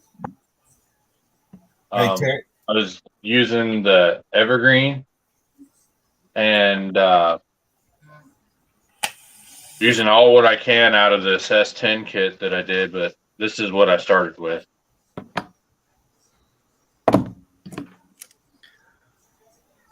Oh, that's cool, dude. Yep. Oh, wow. Yeah. And if you notice, I make the hood. I use the bed sides. Like this is a sheet of styrene right here, and then this right here is the bed side to the S10. Yeah. That's cool, dude. Yeah. Yeah, that's pretty damn wow.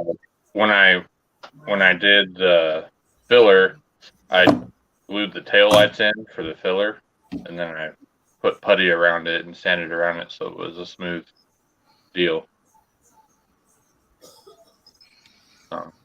It's been, I've actually, like I said, I started this about a month ago, and so far everything's going great. I can take apart this whole Now, thing. has it got the S10 engine in it, or has it got a different motor? It has, well, the motor on the real truck is a 496 Chevy, which is just a bored and stroked out 454. And then the motor I'm using is the leftover 427 from the Supernatural kit. But then I went through and I made my own headers and all that. And this part is actually, I scratch built this. This is the S10 beds, the inside of the bed, and then this right here is actually the hood, pieces of the hood for the wheel well, and then like I said, the cab and everything's all. Cab was scratch built. Like I had my Dremel, my X-Acto out here. Like I had to sweep my floor twice for getting all the nicks and stuff with like the Dremel. And then this is the interior bucket. I cut the outer or the actual bucket. I cut that off. And then this is I mounted the firewall, and then I trimmed down the dash. I mounted it there. Here.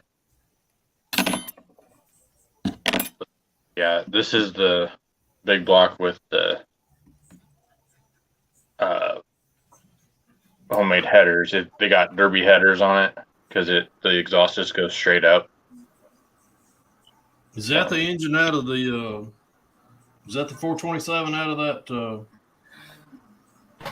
This one's out of the 4-door Impala. Yeah, out of the 4-door. Yeah, he said it was out of the Supernatural car. Is it automatic or straight? Well, I think that is a manual transmission just because it's connected to the big block, but the real truck's an automatic.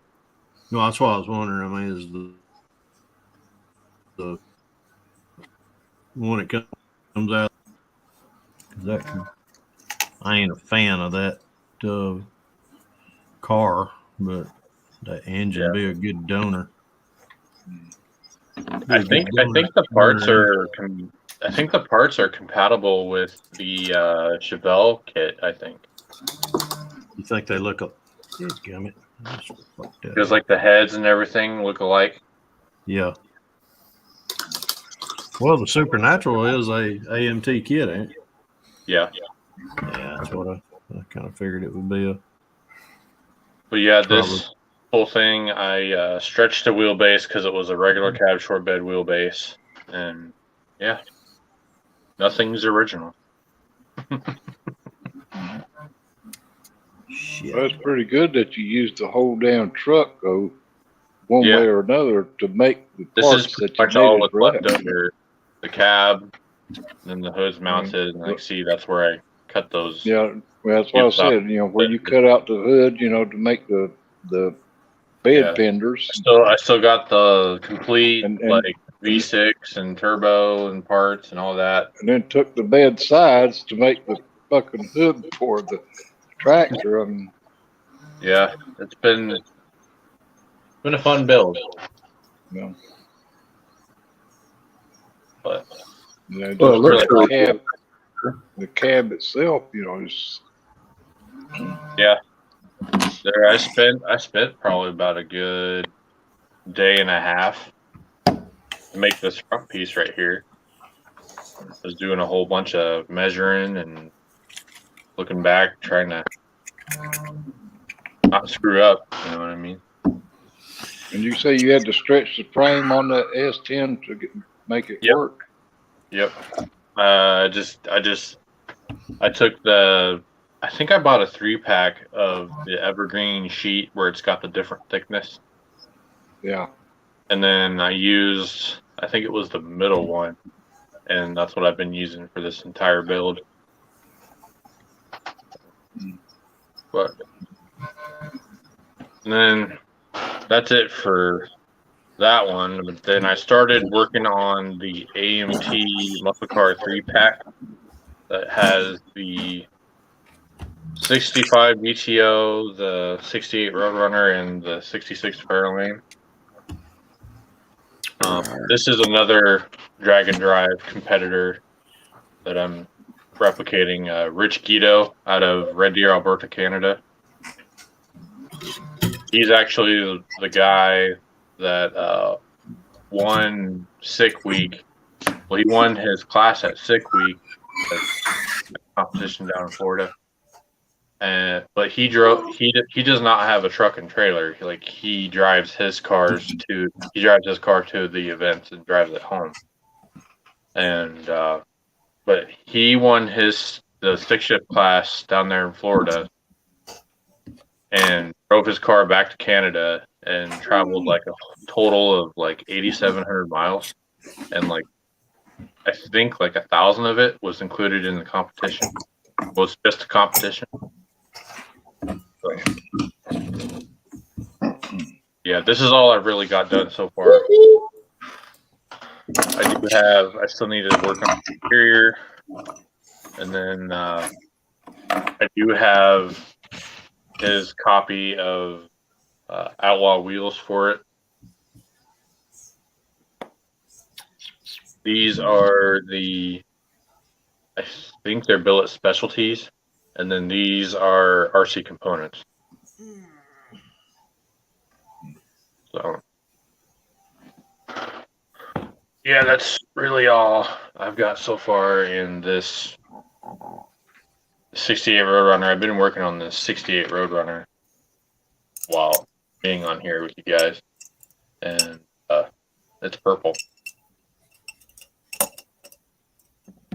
But it's originally a Hemi car, but I have that I don't know if you guys saw that Duster that I built recently. Mm-hmm. I do. Yeah.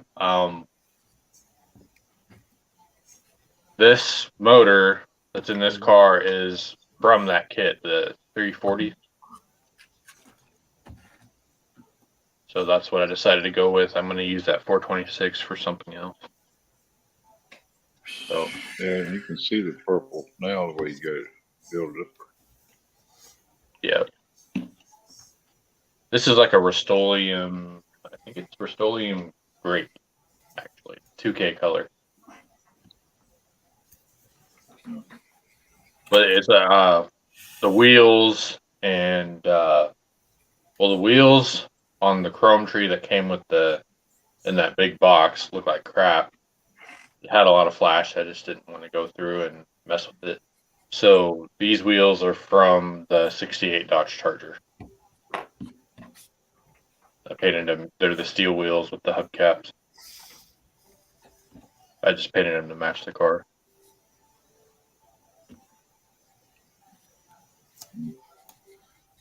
But really, that's all I got for now. So yeah, that looks good. I mean, it's cool stuff.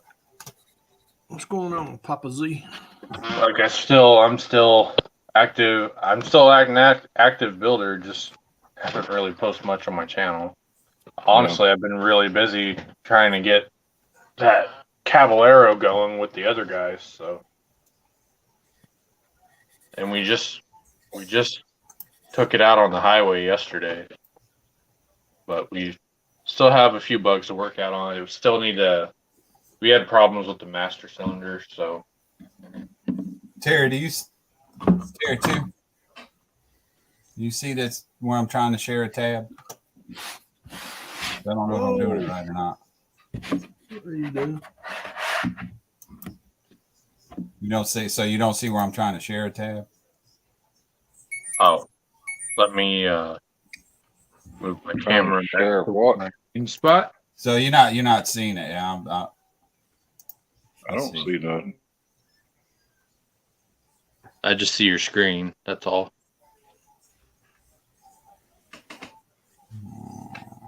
Doing something wrong. I don't know what I'm doing. Were you trying to put a channel or something other up in the chat room? Is that what you're doing?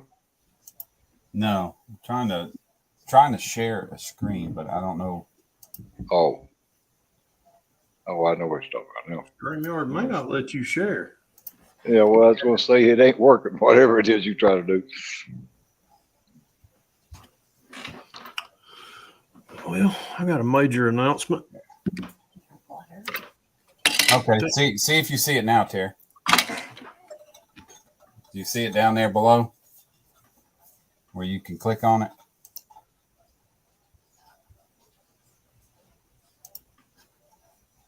You talking about me? Hold on. Yeah. It won't let me put it up there. It won't? No. Let's see if I mean, I can. it goes. Hang on, it's asking to add it to the stream is what it's doing. Well, that just knocked him out. I didn't click on it. I don't know He just knocked himself out. Yeah. Yeah. There he's back. Yeah. You can't click on the screen and add it to the stream? No, because we're at max on the people. Okay. That's the only reason. No, I ain't a rich man like some truck drivers are. Wow. $20 a month. Oh shit! Sometimes let me get out of here. $20 a month's a lot of money. I'm gonna get on out of here, guys. About dinner time. Yeah, it's getting your bedtime, man. Yeah, it's about dinner time. I got to take the trash out and all before we eat. Hey, Papa Z. All right, appreciate you stopping in, buddy. We'll see y'all later. All right, take care. All right, be careful. See you, Brian. Yep, will do. Have a good one. See if we can put the link back up. Maybe Papa Z want to step in. You know, when y'all see the tag on the back of a car like that, you know what it means? Says Pappy on it. You know what it means? That bitch is done. Means Pappy ain't got shit to do anymore. Bull crap. I got a damn body out there in the garage drying right now. Come on, Papa Z. Let's see. I might want to put some fuel lines on this thing. Yeah. That 37 turned out nice. Thank you. Thank you, Senior. I'm sure you'll have a better view of it instead of a straight down view. Looking straight down on it. Oh, yeah. Yeah. Where you can tell the stats and all that shit better. Yeah, it'll be I'm gonna do I'll do it over on the photo booth. Yeah. Well, I figured you'd have it up on Facebook or something, or you make a video of it. Just I'll do it over on a final video on YouTube. Yeah, I'll do it here in probably. I might do it tonight. Depends on. How you doing, Rick? All right. How you guys all doing? What's going on, Rick? Certified old guy. Yeah. Ain't we all? Yeah. Who's the certified? You certified? Yeah, I was supposed to get my first Social Security check this week. Was you really? Hell yeah, that's certified, right? You are certified then. Yeah. Well, if you get your Social Security check, that makes you qualified. You're Rick. That makes you qualified, not certified. Oh, isn't that what it is? Yeah. I'm gonna be right back, guys. I don't know. It's my first go around with that. We'll see how it works out.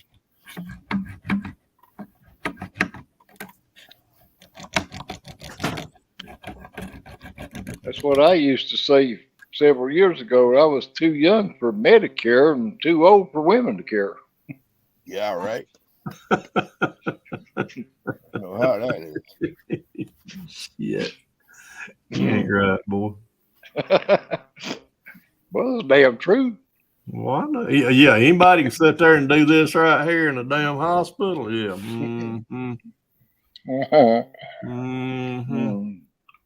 Yeah, imagine what I could do with two of them. Yeah, that nurse probably still trying to figure that one out. Yeah, she probably like, I'm glad that old horny old fucker's out of here. Yeah. Why do you come back? Why you get your... Well, that's what that damn nurse said in the emergency room the other night when I went. She said, "You back again?" I said, "Yep, damn sure am." I enjoyed the first visit. By God, I'm coming back for more. Yeah. Yeah, I think I'm gonna put me a fuel line somewhere about in there. I just gotta figure out there's my little doodallies up there. Yeah, that one that come in and draw the blood out of my arm, she said, "You stay here more than I do."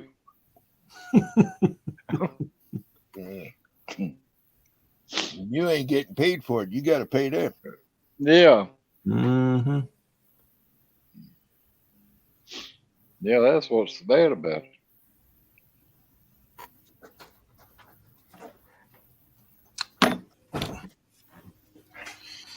Let's see. Tell you what, let me set that put you over him. Back over him. Ooh, Nelly. Go out in the garage and get something. Let me get this damn thing out of the way before it gets broke. Oh, that is right. You just had a birthday, or you got one coming up, ain't you, Rick? I just had one in May. Yeah. But I thought you said that you was like from May or June or something older than me, you know, or mine's in September. But, yeah, I'm in May. That's how much apart our age is. Yeah, it's not far. Just a few months, that's all. Yeah.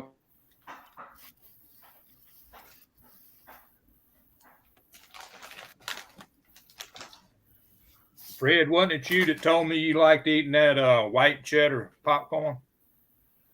I don't remember if I told you that, but I do like the stuff. It's all right. Anybody that's got an Aldi's anywhere around them? An Aldi's grocery store? No. Yeah. I do. Let me put this up for you. Oh, yeah, I've had that stuff before. Pretty good. Oh, yeah. But Aldi's is popular around here. Clancy's white cheddar cheese. Yeah. I'll look around for that. I ain't never heard of it. But that bag right there is as big as the ones that you can get at Walmart. Yeah. That is $4 and something a bag. Wow. That bag right there is $1.99. Okay. My son got some potato chips the other day at Walmart that was called Maui sweet onion. By God, they're good. Yeah, you can walk into Aldi's with a $20 bill and have groceries for the next week. Yeah. Yeah. They cheap. Yeah, when I used to live in Indiana, I used to shop at Aldi's all the time. Yeah, there's one over here. You can go in and get you a bag of grapes where you get them at Walmart. They cost you $5 to $7. You can get them at Aldi's for $1.89. Wow. Yeah. Red grapes at that. Yeah. Oh, yeah. You can buy 3 times the amount of stuff at Aldi's what you pay for it at Walmart for the same price. Yeah. Okay. Hey, Fred, what happened? You got a different model there. Easy now. Don't get excited. And I've never traded at one of them, but they say that Trader Joe's is about the most expensive places you can go and buy groceries. Yeah, that's what I've heard too. Well, they got one of them. They got one of them here too, but but that's all natural stuff. It's that's the biggest. That's what I was going to say too. You know, a lot of it is all organic. You know, bullshit. And that's what makes it twice as high. But, twice? It's more like 3 or 4 times as high. Well, yeah. I mean, I'll just eat the stuff with the dirt on it, and I fuck that organic shit. Hey, Rick, there's what that is. That's that 69 Pontiac Judge kit. Oh, okay. Okay. Well, that's molded in white. I got an older version of that. It's molded in orange. Orange, yeah. They only and molded it's got in an orange orange car on the cover too. Yep.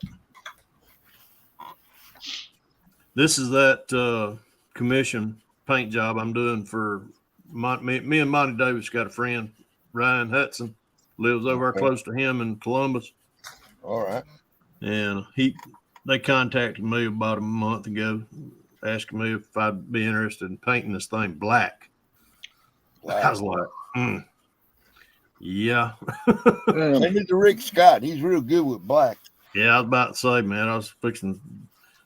I said, how soon you need it? And he said, well, not really, no hurry. And I was like, okay. I said, if you just give me the time, I'll put a black paint job on it. Going to use Tamiya paint? Yes, sir. Yeah. You do real good with the Tamiya paints. Oh, I try. Oh, shoot, you try. Put 3 coats of paint and 5 coats of clear. Something's got to shine.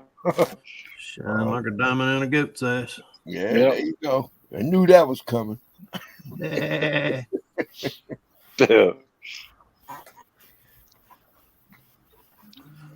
I sprayed this Tamiya primer about an hour ago, and you see what I'm doing to it. Sanding it? You know what I'm sanding it with? Water? Nope. A bounty paper towel. I was going to say, look to me like you just used a damn towel. I'm using a bounty paper towel. Is it dry or wet? It's dry. Okay. A dryer sheet works good too. Dryer sheet works too. That's right, Senior. See, I learned a little bit. Pay attention every now and then. Oh, hey, Fred. I learned that from Chris Chapman. Mm-hmm. I learned it too, but the thing is, you ask me about it next week, and I can't tell you that. Yeah. Well, that's me. It just come to me. That's the only reason why I remember. Shit, I can tell you what I eat for breakfast. So that's a white primer, Fred? Or Yeah, it's Tamiya white primer. okay. And the plastic was white too? Yep. Okay. I thought about spraying it NATO black, and I was like, I don't know. I ain't never done that before, which I could use NATO black as a guide coat or a primer, but I was like, I think I'll just do the white primer. Thought I had some darn red oxide in here. I looked in the drawer and didn't have shit. Much better than doing it pussy pink. This is true. Oh, he uses that too. That to me. I use that too. Yeah. Oh, yeah.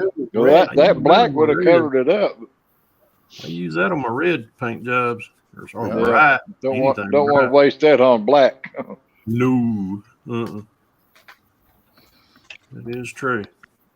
Bet you like that truck I showed y'all yesterday. I should have probably used a white primer on it, and I used gray. I had some gray, but I was just like, on that green. A little better. Yeah. Well, no, the color of the primer definitely changes the color of the car or the color that you're spraying. Yep, people don't realize that. Yep. I know I had a booger in there somewhere. Where you at? Ooh, there you are. Felt you.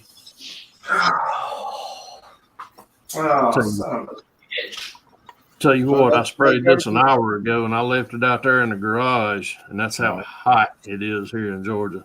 I got a dehydrator garage. Well, Fred, I am bringing. When you mentioned it yesterday, I am bringing back the Roadkill series. Oh shit! For now, anyway. Good. This is also what I've started. I'm going to be replicating Finnegan's Death Metal Charger. Cool. It's a 68 Charger on a dirt track chassis. Well, I'm using a NASCAR chassis because it figured it's slow enough. Yeah. And then I ordered. It just came in a couple days ago. The Toyota 2D from Iceman. That's what's going in this car because that's what Finnegan did have a 383 Hemi in it, and then he took it out and he put the 2JZ in it with a 6-speed. So. What do you think about his engines? Well, quality's great. I've never like put them together yet because I only have 3. I have the new 632. and then I have that 2JZ, and then I got an LS too on that same order. About $20 each. 20. Yeah. And then I have them in the cabinet over there. I also have the Chevy conversion grills for the plow truck series platform. What's that one engine that everybody's buying that's popular? 572? 572. Is that what it is? Yeah. Could be. Well, I know he has that one, and he has the new. Yeah, the Iceman sells it, and that has a couple of other ones that has it. Yeah. I got are already off the dyno. I got 3, 4, 5, 6. I got about 6 of them 572 sitting up there. But then this one, I went and chopped up that Fairlane. I went, took the doors off, took the skins off, hinged the hood. Oh, nice. Hinged the trunk. That looks nice. All right. Is that the Fairlane kit? Yep. This is the one that came from. Is that the 427? Yes. Yes. This is the same mold as the Bill Armstrong one that I did a couple back. And I came very, very close to building that as a my pro street boat. Yeah. That would look wicked as hell as Pro Street. Yeah, it would. Let me see if I can find this box over here. You got some good whiskers going on there, Taylor. I like them. Oh. Yeah. I'm undercover. Oh, I want yeah, but this went up last year at the Nebraska show. Yep. And when I picked this up, I went and looked this up on eBay. The same number on it was worth $80. It was wrapped like brand new. Dude wanted $25 for it. There you go. Good deal, man. Oh, that's a good deal. Yeah, I'm gonna snatch. Yeah. I've got the supercars or super sports and the supercar ones sitting there on the shelf. I used to have that muscle car one there. Yeah. That kit there too tall is probably worth every bit of $70, $80.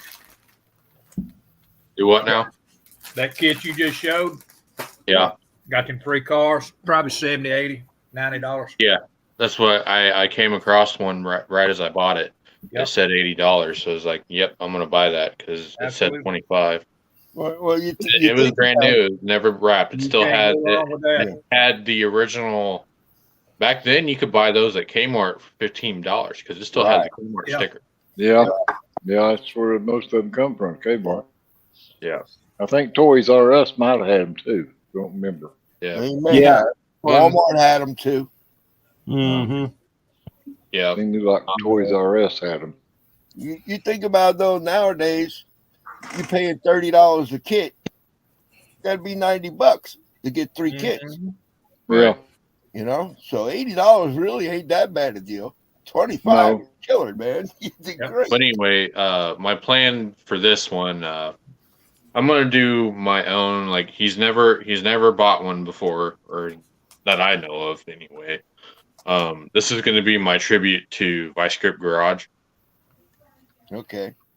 And so, like I said, I don't think he's ever done a Fairlane yet, but I'm going to make it look like it's been sitting for a while. And, and I had the idea, opening the trunk, because that's where he always starts at. Like, he wants to find the part, because normally people put the parts in the trunk, Right. And I'm going to just shove some parts in there and make the interior look all trashed out, and motor looks like it's halfway there. Yeah. But yeah, it's gonna be pretty detailed. I already went. That muscle car set. Yes, this is the one that came out of the muscle car set. Okay, that's not the 427 version. That's the 390. It could be a GT or a GTA. You got both transmissions. Oh yes, right? yes. This is the GTA. Yeah. But then, like, I think the 427 is the same old. It's the same body, yeah, but you got a different engine. But anyway, I've already went ahead and like picked out my wheel selection. Like, got the GTA wheels. Or the GTA wheels. I just got 3 of them though, and then I went through. I've got a parts 427 in there, and I've got the steel wheel for it. Yeah, looks good. But nice job on cutting open the trunk and the doors. Yeah, that was actually I did when I did that Plymouth earlier last year. Well, I finished it this year. I opened up the trunk on it, and then this is actually the first time cutting open the doors, and the trunk lid, and actually hinging the hood. So far it's going all right. And then over here, this is a big one. I don't think I've even posted this on my channel yet. Premiere. Oh, check that out. Oh, damn. That's pretty wild. That's sweet right there, buddy. Pork chop boy fucking go wild as shit over that. Yeah, that's right up my alley too, buddy. I like that. Yeah. That's pretty wild.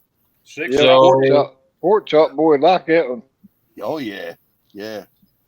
So What'd you back do? when Take 2 cabs and turn them back to back. Yep. This is an extended cab, and then this is a regular cab, but then this is another regular cab back part. Okay. So it connects to the bed, like a normal truck would. So yeah. But this was all the leftover parts that I had when I was collecting parts to build the replica of my green truck. And so this is all the mix of USA 1, all of the OBS kits that it all came in a big box that I bought from some guy in Canada. And once I got the model of my green truck done, I was like, what am I going to do with all these? And it was like, it hit me. I'm going to build a monster truck limousine out of it. But, yeah, that's cool, buddy. I like that. Yeah. I'm still working on the body work. I tinker around with it every now and then. There's still a couple flaws in like where I glued all the cabs and the bed pieces together. I'm still working on like the putty and stuff. Body work. Yep. Plus, I went to school for so. Ain't nothing wrong with that, man. It does look good. That looks neater as shit. Yep. But really, I think that's all. Yeah, even Sarah Jane likes that one. Anyway, back to normal programming. All right. Got you, buddy. But yeah, all that looks good, man. I like that truck. Yeah. Hey, Rick, you asked me about where was I getting the 429 from Pro Street Book? Right there. Had one I had one stashed somewhere. I forgot about it, so I tore it down.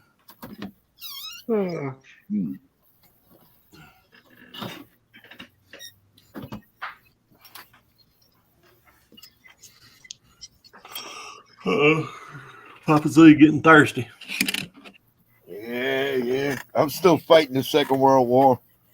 So I'm killing off these German soldiers. Mm-hmm. Been there, done that.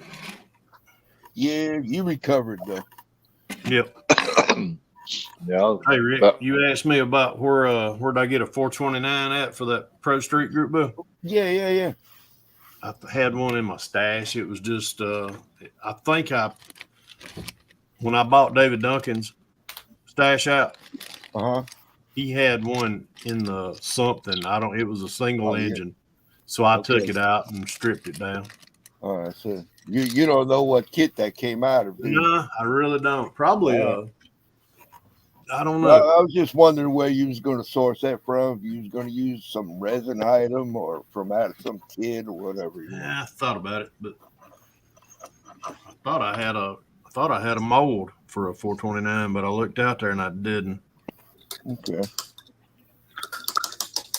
But I do have a mold for the blower and the manifold, so I'll be doing my own mold or I'll be doing my own blower. All right.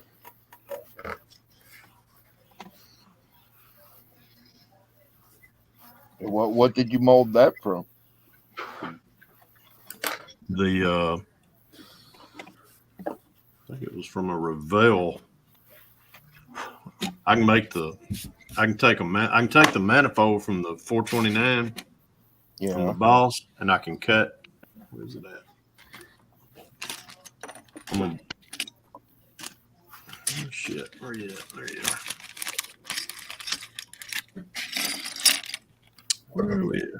Yeah, I'm gonna take that 429. I'm gonna take the intake, and then I'll take a Ziz wheel. Yeah. Just cut it down flat. Just cut it out, section that out, and then sink me a blower manifold down in there. Okay. And just glue it in. Well. Oh, Howard's in the chat. You speaking of David Duncan? Yeah. I seen his video yesterday where he's getting his all his stuff rounded up to move. That's the first time I've seen Howard in a while. Yeah. Good to see you on here. A little bit. Howard. Yeah. Fred, what you was talking about David Duncan. You remember? He was since he's in here, I'm gonna hop off because I need to take a breathing treatment anyway, and that will give him a chance to get in here. All right, have a good one, Terry. I think I'm gonna head up. Take care, buddy. Nice. Yeah, I need to go take a breathing treatment anyway. So y'all have a good. I'll be in the chat room, but all right, Terry. Watching. All right, I think I'm gonna head out as well, guys. So if someone else, Taylor, good seeing you, buddy. Well, it's good. Good to see you too, Taylor. Yep. All right, buddy. See you, Tyler. Yep. See All right. Later. Take care. See y'all. All right. See you, Senior. Yeah. What was you gonna ask, Rick? Yeah, I'm trying to remember now. Hell, about David Duncan. Oh yeah. You remember a while back? I mean, he stopped doing stuff a while back, but he was in the process of building this big diorama of a garage shop thing. It was like L-shaped even. It was pretty damn big. Would you happen to know what the hell happened to that? Yeah, he finished it. He finished? Yeah, but I mean, where is it at now? It's at his house. Oh, he still got it. Okay. He still got it. Yeah, there were some things that he kept. That was one of them.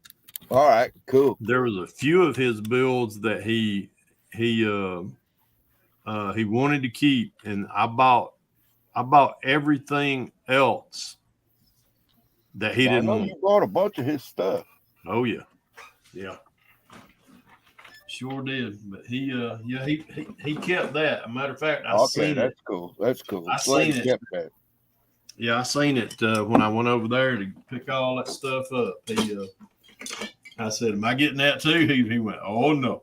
No, I'm keeping that. I was like, well, I can't say as a blame guy. That was a pretty big diorama, man. Yeah. Yeah. He brought that to a show. I can't remember where I saw it at. I want to say it was at Anniston at the Phantom Flashers. Yeah, I never seen that diorama at a show. But yeah, I would have liked to. In fact, the last time I remember it wasn't even finished. It was either at the Phantom Flashers or the Atlanticon. I really can't remember which one it was. Okay. I want to say it was Atlanticon. But I could be wrong. Shit, I've slept since then. Last time I saw it on video, it was looking pretty good. He was getting there. And, Yep. I don't ever remember seeing a video of him showing it finished up. No. But he may have, but I don't remember seeing it. Yeah. Yeah, he finished it. But he don't even fool with it. No. He's a big landscaper, and matter of fact, I just seen he posted something either on Instagram or Facebook. He just has got back to where he'll post stuff on Facebook. Mm-hmm. But he did a big, real nice pool. Really? In the backyard, and then he did a big remove. You gotta be shitting me. He did a real nice deck around it. It was just, he did a lot of rock work. Man, it was beautiful around there. He got a nice place too. I'm glad he's doing well for himself. Yeah. He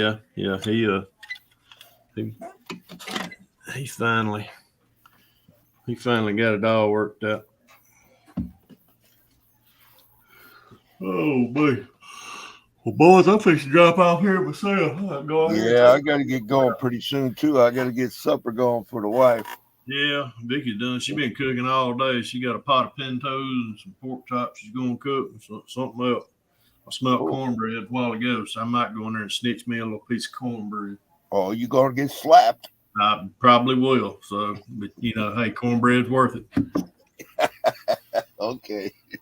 You have a good one, man. All right. I'll get about that too. Take Have care. a good one, Appreciate Terry. y'all stopping in. Man. Enjoyed it. Josh, good seeing you, bud. Yes, sir. We'll see you, Josh. Quit painting them boobies there. I see what you fixing to start painting. That's what he's concentrating on right now. I can't say I couldn't get nothing. I couldn't get nothing painted on them kind.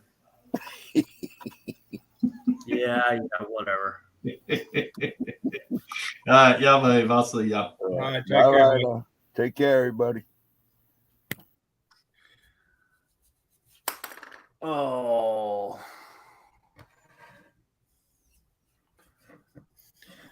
So how'd your spray paint thing go? I saw the video. Ain't done with it yet. I'm gonna try to put another coat on, but it's raining here, so not gonna fool with it today. Okay. It's I tried Cryline before, and it was just a regular Cryline. It didn't work out real well, and I looked at that Cryline Fusion and thought I'd give it a little whirl and see what happens. But right now, it looks like it's okay. But you know how that goes. Looks can be deceiving. I'm gonna give it a chance anyway before it goes in the pond. Well, some of that stuff, it works great, like on, how do I say this, like lawn furniture, you know what I mean? Yeah. But it doesn't work on kits. I don't the thing is what I noticed with Cryline is that Cryline always comes out. Even when you're trying to do a mist job on it, it comes out super thick. You know what I'm saying? The paint does. It doesn't come out in a fine mist. And I get it. That's one of the issues with it, but I'm hoping that it's not. It's not super bad. Hang on a minute, and I'll see if I can get it up here and you can see. I got so much red stuff on my table that everything's got a red glare. It's picking up all the red off of the stuff sitting here. It's got a little bit of orange peel on some of it, but this freaking hood, let me see if I can get it up here and let you, I don't know if you'll be able to see it real well or not, but if I can get it to actually to where it will actually, if you can see it, there is no, trying to get that light in there. There's no freaking orange peel on that hood at all. None. Yeah. But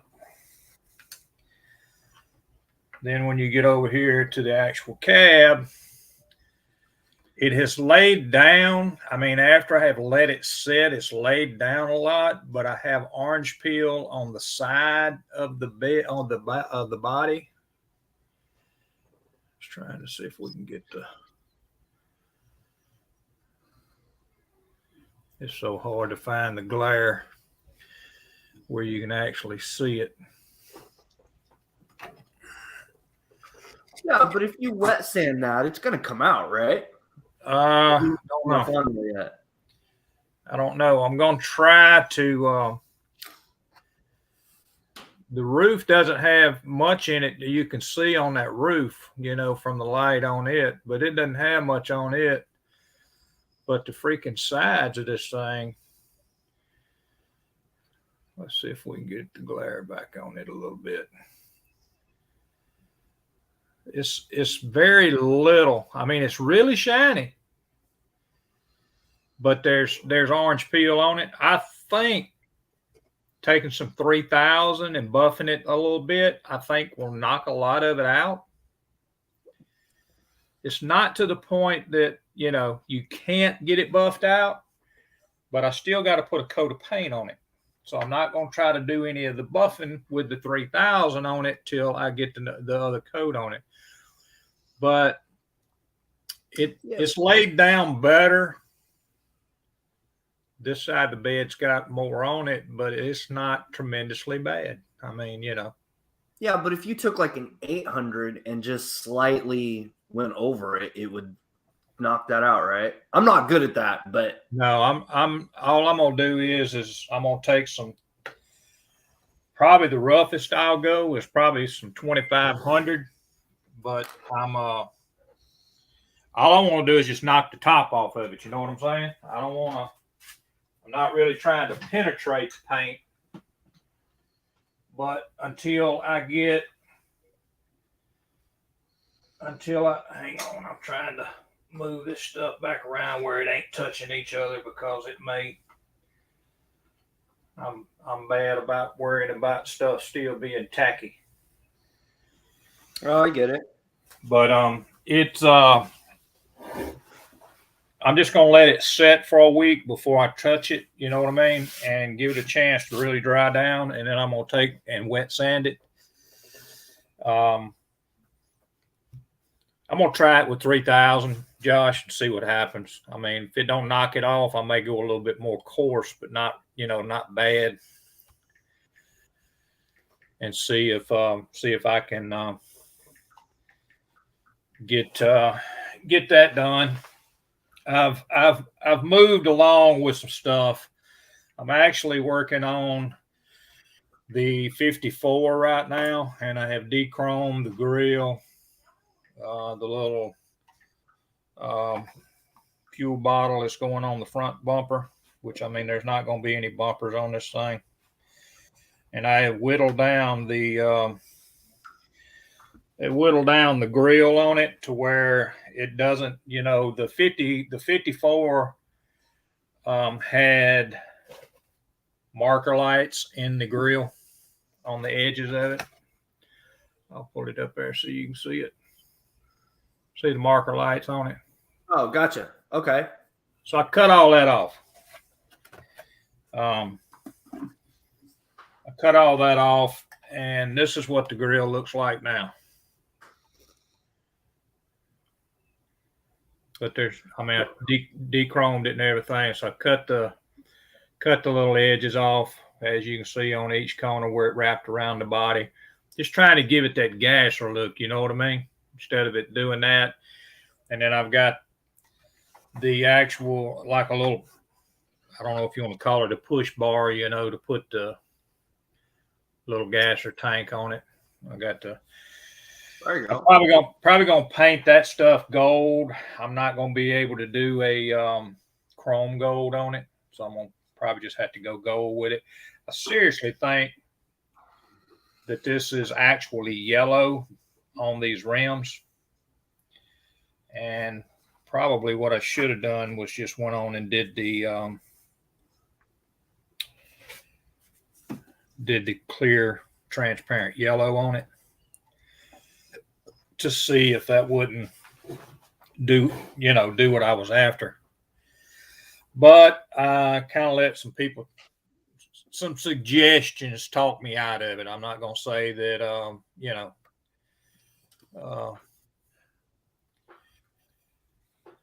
I appreciate it, Robert. It still needs another coat on it, buddy. It's just I'm trying to move forward with a few things. I'm trying to get this 54 done.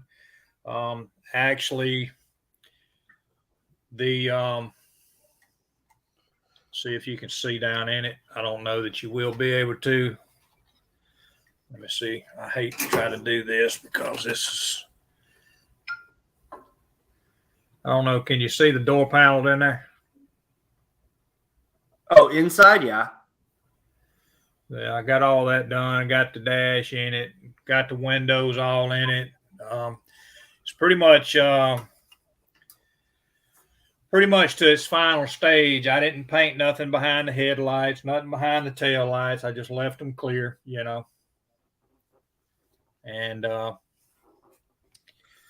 we're getting to the finish point on that one. It's nothing that would win any kind of awards. It's just something that I say I built for me. You know what I'm saying? Yeah. I say it wouldn't. Somebody might think it's kind of a crazy build, which I mean, yeah, it is. It's got a little bit of work done to it. So, it is what it is.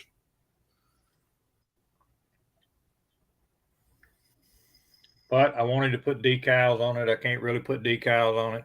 I said the thing was dry. If you keep your hands on it a little too long, it's still sticky. So, well, I mean that's some of the problem with some of that aerosol stuff. This is not aerosol. This is Alclad. That's that Alclad paint. Yeah, Alclad. So it's even that stuff takes a while to dry too. It's not just something you can. Shit, I've had it sitting though, Josh, for over 3 months, and I ain't touched it, and it's still wet. I've never seen paint like that. Thank you, Sarah. Well, take a hairdryer see if you can dry it out. That ain't gonna do nothing but make it soft. Heating up the paint? Yep. Why would that? Because you're trying to cook the paint, not. No, I know, but the hotter, just think about it. Your hands and your fingers, you got body heat in it. If you're touching it and the paint gets soft when you're touching it, that's what's going to happen when you put heat on it. It's going to get soft.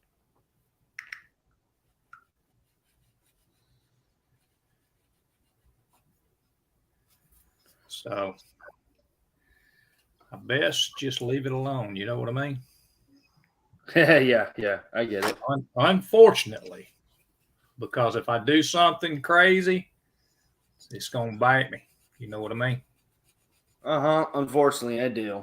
It's going to bite me, and I don't want that to happen. I'm finding out that this body that was in this freaking Reveal kit, the whole front end of it that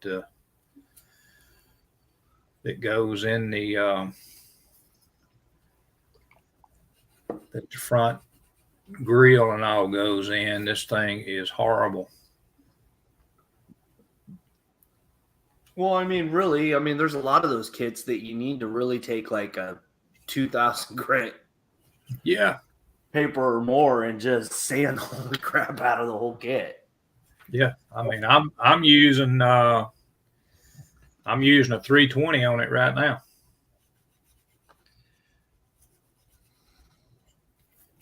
Trying to get the mold lines and stuff off the fenders and the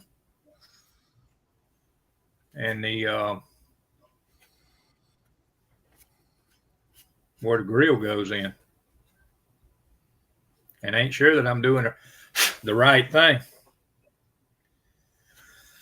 I get it all sanded out, and when I get it all sanded out, I'm gonna go, oops, I shouldn't have did that. Well, I mean, that's, part of having the right primer when you put it on top of it too, right? Kinda. If you've seen what I was trying to work with right now, you go, oh shit, how you gonna do that?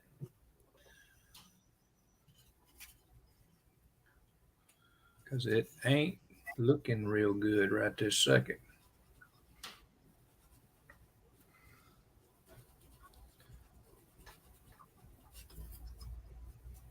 But it is what it is. Guys, I'm going to throw it up there. There's one right there at the top, but I'll throw it in there. If y'all want, somebody wants to jump in here, you're welcome to.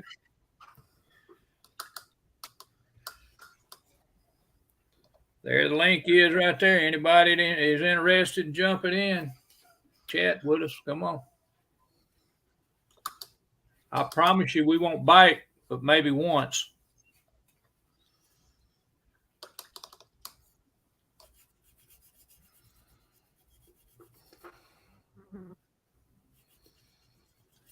Yeah, I done stepped off into this Fred Henry build, and I probably shouldn't have, but I'm gonna try to get it done. That's all I'm trying to do. It's a little bit out of my league. The Pro Street or whatever one, right? Yeah, doing Pro Street for him.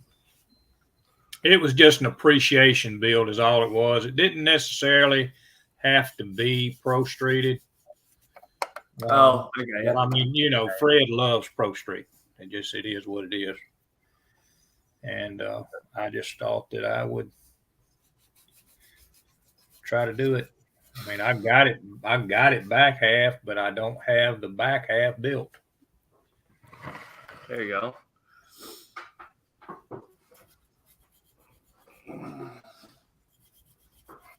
That's the only thing.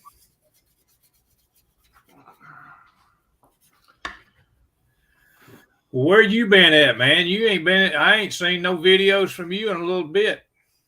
I've been posting a little bit here and there. It's just I've been super busy this summer. Yeah. I try to get on a live stream here and there, but yeah, it's been chaotic. I hear you.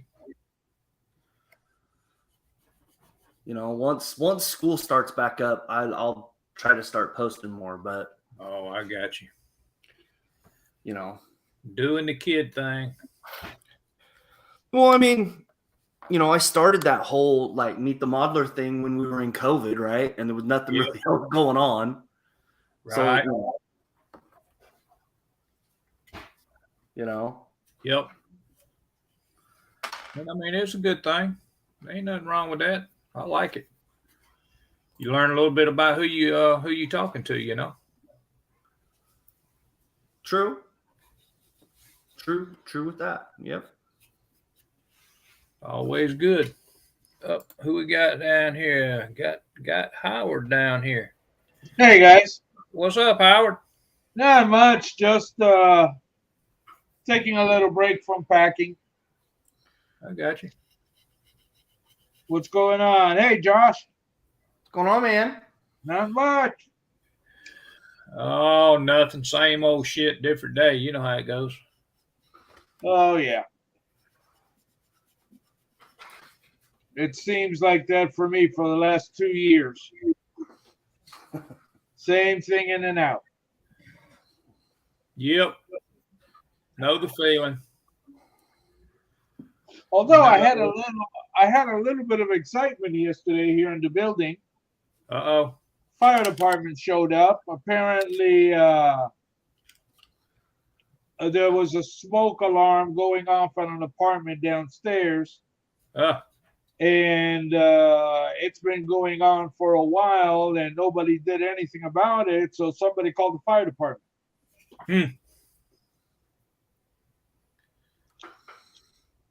Huh.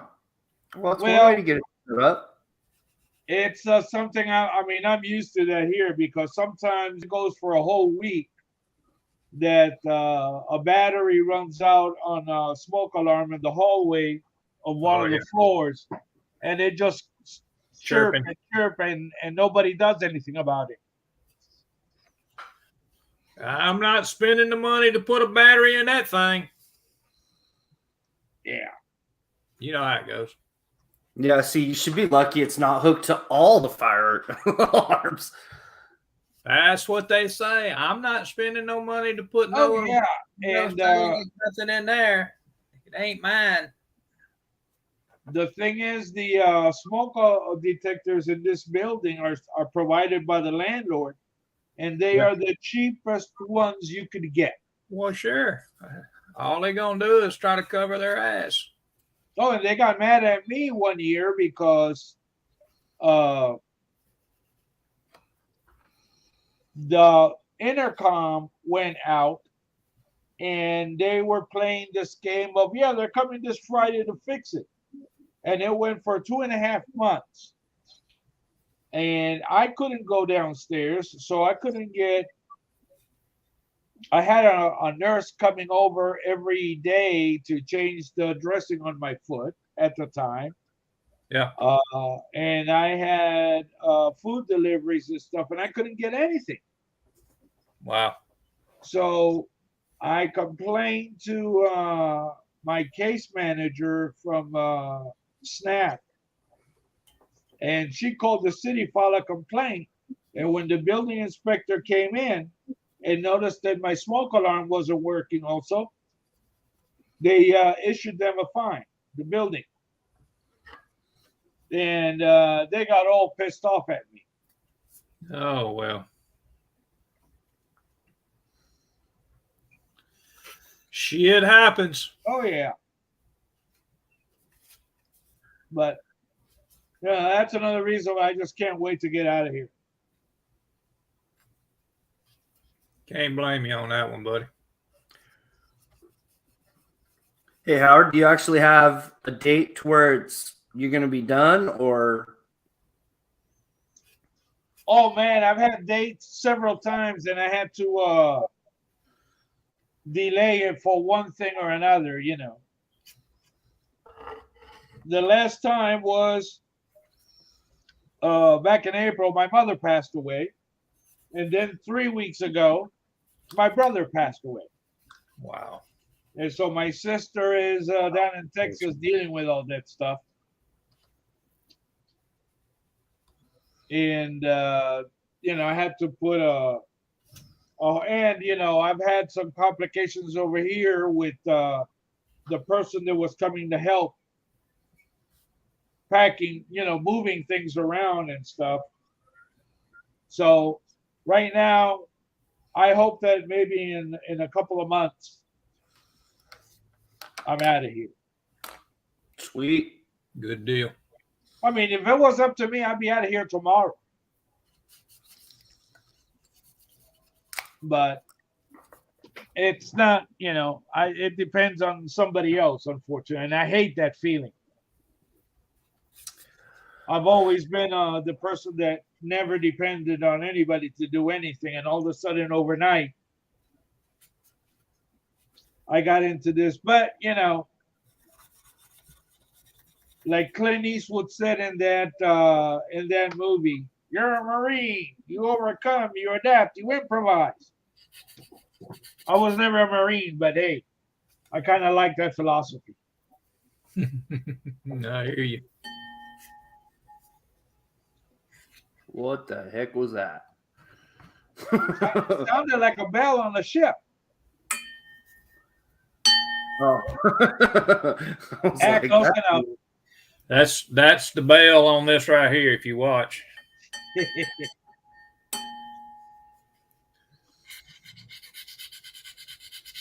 That's my light bell. Hey, any of you guys been watching Star Trek Strange New Worlds? Yeah, really good. It's really, really good. I liked it.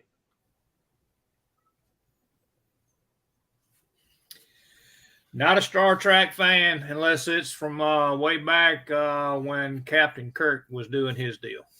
So So if you liked that, you will probably like that show. Oh yeah.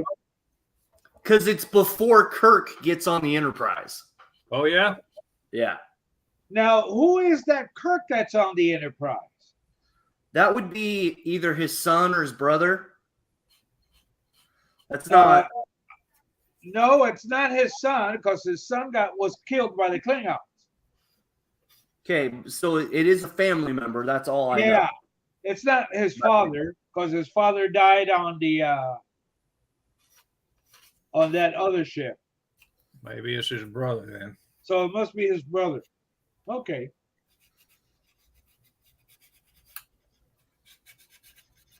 Because I believe in this last episode, Captain Kirk made an appearance, but he was on the Farragut. Yeah, I don't remember that. You didn't see the last episode when they were fighting the Romulans? The last. Oh, maybe there's another episode I have to watch. Yeah, it came out last week. The last one I saw was they were fighting the Gorn. Oh no, there's another one. Oh, okay. Yeah, they actually meet the Romulans for the first time. No, I haven't seen that one. Oh, you're gonna love it. You're gonna love that one.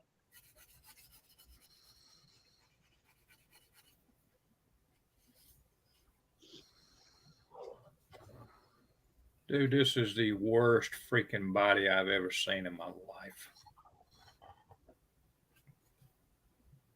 And this is a Revell body.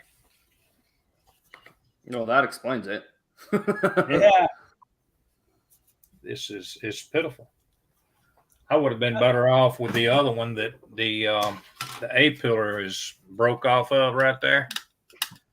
If I could have fixed it, because there was hardly nothing wrong with this body at all. Not Revell, I'm assuming. Oh no, it is a Revell. It's just twisted. Somebody had this probably in the attic or something. It's twisted, and then the A pillar broke off of it. Well, I just picked up 3 new cars. I know. I'm packing to move, and I'm still buying models. Go figure. But these are Tamiya models. Hold on a second. Well, there's hope for them then.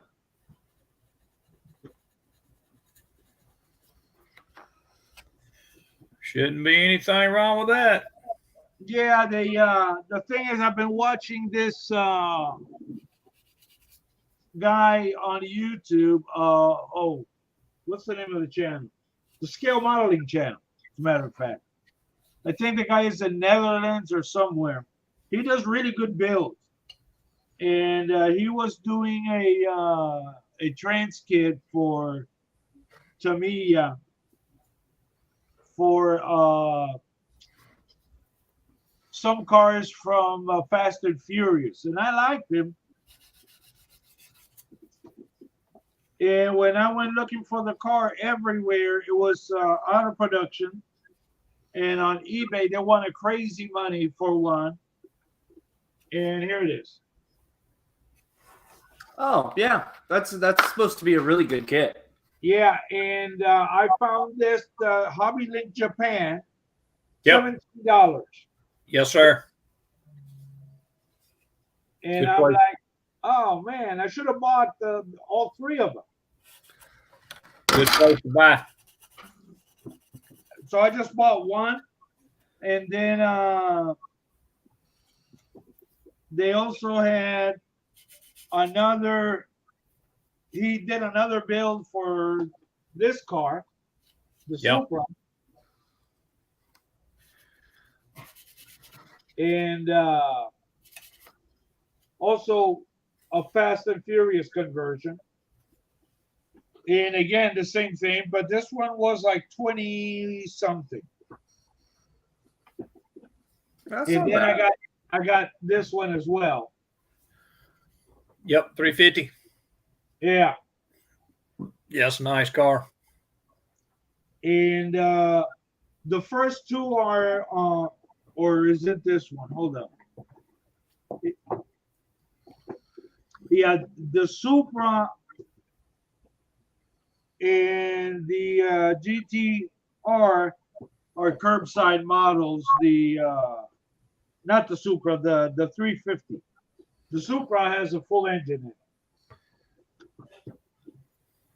it. And I'm like, oh, okay. Well, that's when you go to Iceman and you buy you some 2JZs and all that kind of stuff, and you put your own motor in it. What's a 2JZ? Motor for Toyota. Oh, okay. Yeah, it's actually a motor for a model. Yeah, I don't know anything about motors or anything like that. Well, you can put anything you want in it. You ask me about airplanes, I can tell you. Cars, You can take in you might not have a whole lot of room in that 350, but you could put a 632 big block in there.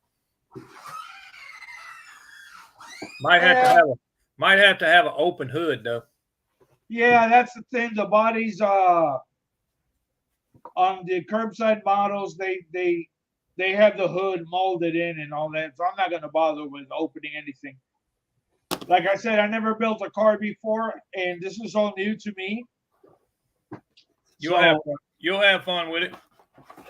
Yeah, I got a whole bunch of AMT and Revell kits, car kits and storage that I'll mess around with, and kind of bought them to learn the ropes. And then I'm more into the race cars and the rally cars.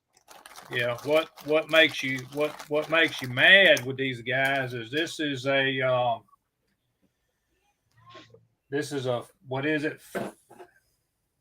Fagini kit.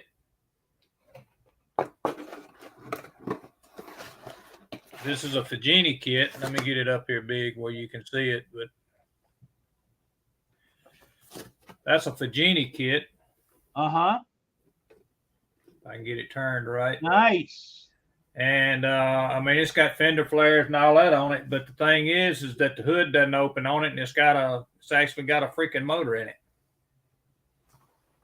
Oh yeah, that's too bad. So then you have to get the scribe tool out and start scribing till you actually get it cut out, and then you got to figure out how to build hinges and all that stuff for the hood to make it fit. Well, this guy that I was talking about, Scale Modeling Channel, he was doing a modification on one of these cars where he had to cut out the wheel well and part. And he was showing different techniques of doing that. And he said the one that he prefers is using a sonic cutter. Cuts that thing like a hot knife on butter. See, and it only took less than a minute to do it. That looks nice. Oh, it's a good kit. I mean, it's an actual wonderful kit. It's, to be honest about it, it's probably almost better than a freaking Tamiya kit. Well, I figure I go with Tamiya because Tamiya's good. Don't get me wrong. I'm just saying. You know what they say about Tamiya? You throw the kit in a box, put in a bottle of glue, shake it up, and the model comes out. Yeah, that's it. Comes out built. So, for a guy like me that's never built a car, I figure I could get my foot wet, so to speak. Yep. Here's that one that that Fairly. Fred was talking about almost became his Pro Street build for the Pro Street build off. Uh-huh. Yeah, he said he comes so close to doing that one. I finally got a few of mine back in here. I still ain't got all of my stuff set up. I'm just trying to do what I can to work on mine. So I've been working on that. Been working on the 54. I've actually got a piece painted right now, and I'm trying to let it dry, and I need to glue it in. It's for my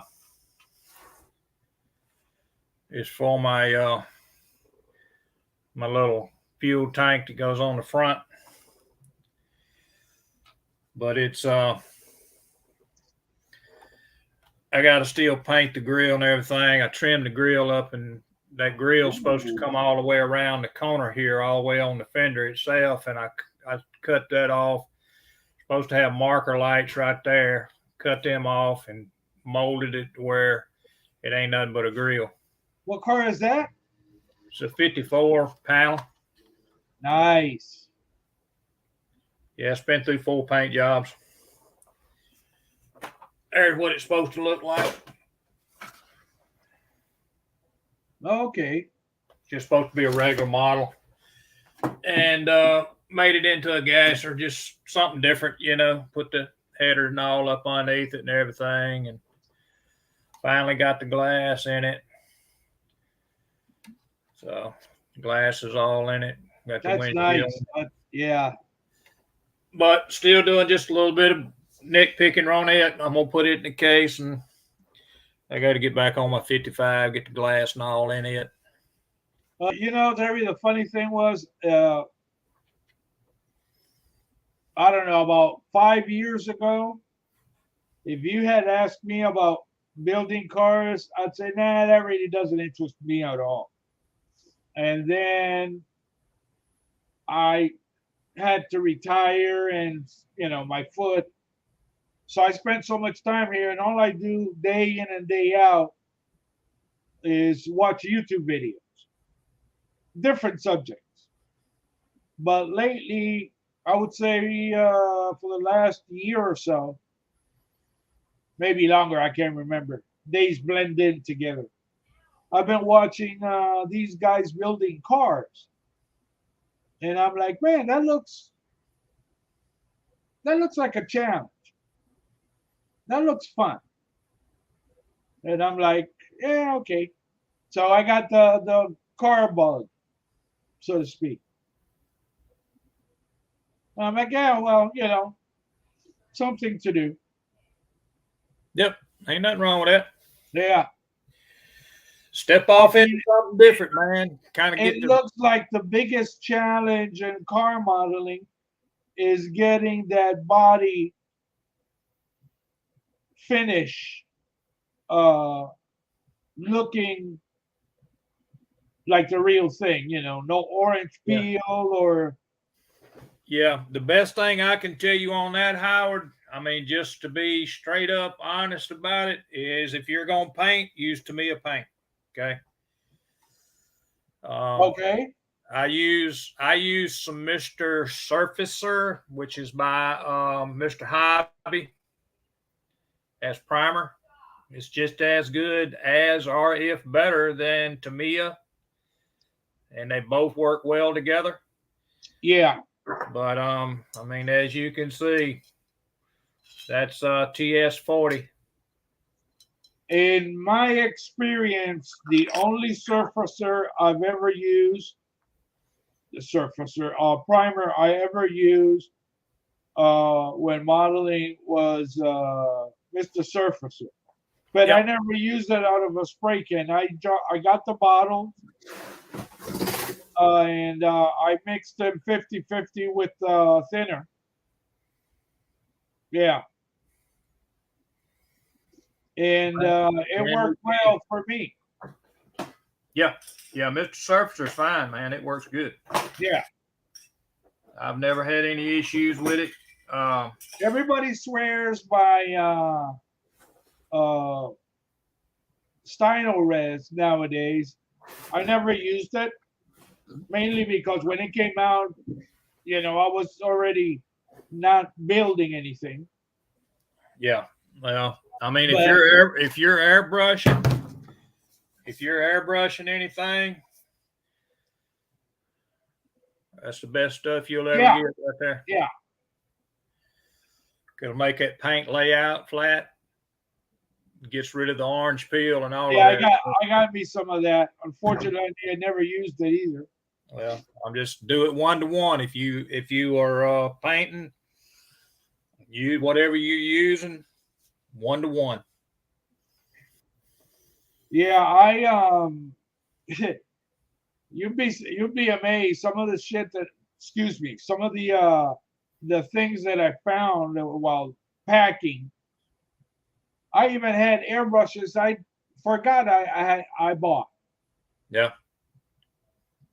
Yeah, that's I have what happens when you move. couple of Badger airbrushes. I have an Infinity from Harder and Steenbeck that I never even opened the box. And I'm like, what the hell? I'm like, wow. Yes, sir. I'm actually needing to be building a freaking rear end for this damn Camaro I got sitting here, and I ain't done shit to it.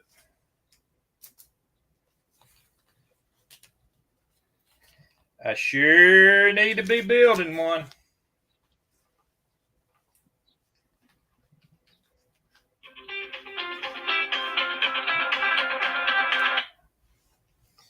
Not now.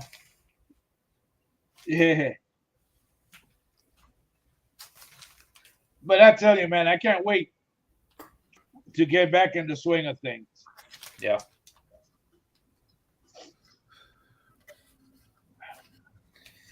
Probably some 177.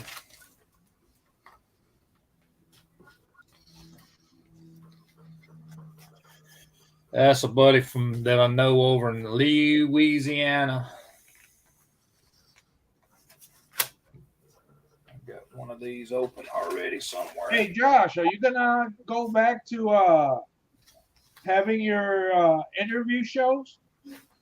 Yeah, it's gonna be in September is when I'm gonna bring it back. Okay, I look forward to that. I took the whole summer off just because I've been super busy. Yeah, I can understand that.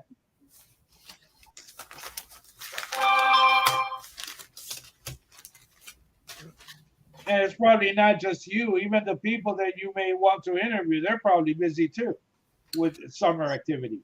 Yeah, it's summertime, man. Well, I mean, I had a couple people lined up, and I was like, well, we can just move it to September, but you know.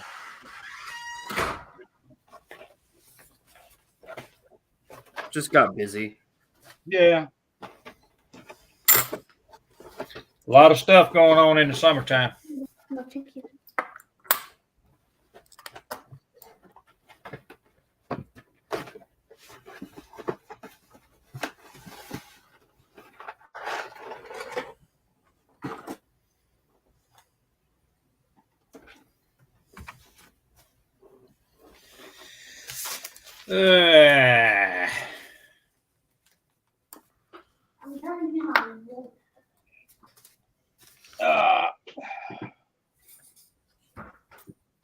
Oh shit! I even found the other day. I found a box, and it's a 3D printer that I bought.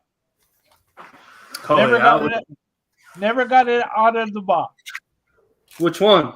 It's a Monoprice, the second model that they put out. Oh, I bet you if you left that in the box, you could sell it for bank. Well, that thing's almost a collector's item now. One of the things, it's in the box, and I don't know what I'm going to do with it. I can barely move the box. Oh, I believe that. Which is one of the reasons why I haven't sold anything, because I can't go to the post office. I can't move anything around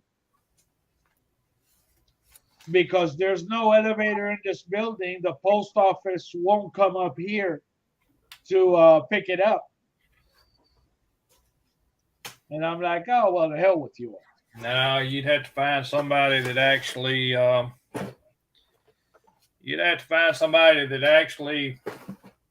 was close by that you could actually get them to pick it up. Yeah. I even found another box with 2 rolls of filament that I bought. Oh, yeah? Yeah. And I'm like, yeah. No, nowadays, everybody's going with the resin printers, and I don't think that I could get much for that printer anyway. Howard, you'd be surprised. Really? Because if you want to print large, I mean, those resin printers are coming out, but they're still like $2,000. You know? Yeah. I thought about maybe once I get to Texas, get me one of those. I forget the name of resin printer. That is fairly inexpensive, but for what I've seen is pretty good. And just play with it. Yeah, you talking about an Anacubic? No, it's the Mars. It has an orange dome on it. I think the Anacubic's got one on it. I don't even remember what they're called. There's so many out there right now, and they all look the same to me. Yeah.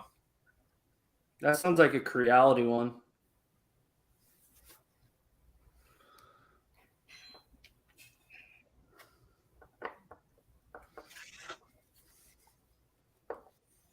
The guy in Netherlands that I've been watching, he's got several resin printers that the companies have been sending him to review. And he uses one where he prints engine parts and wheels for the cars. And I'm like, oh, that's pretty cool. Right. Then I'm like, yeah, it'll probably be cheaper for me to just go out there and see who's doing that and, buy the wheels from them. Rather than having to go through all the expense of resin printing myself. I don't know. Yeah. I'll jump off that bridge when I get to it. Yep. Y'all give me just a minute. Let me go run this dog outside. Sure.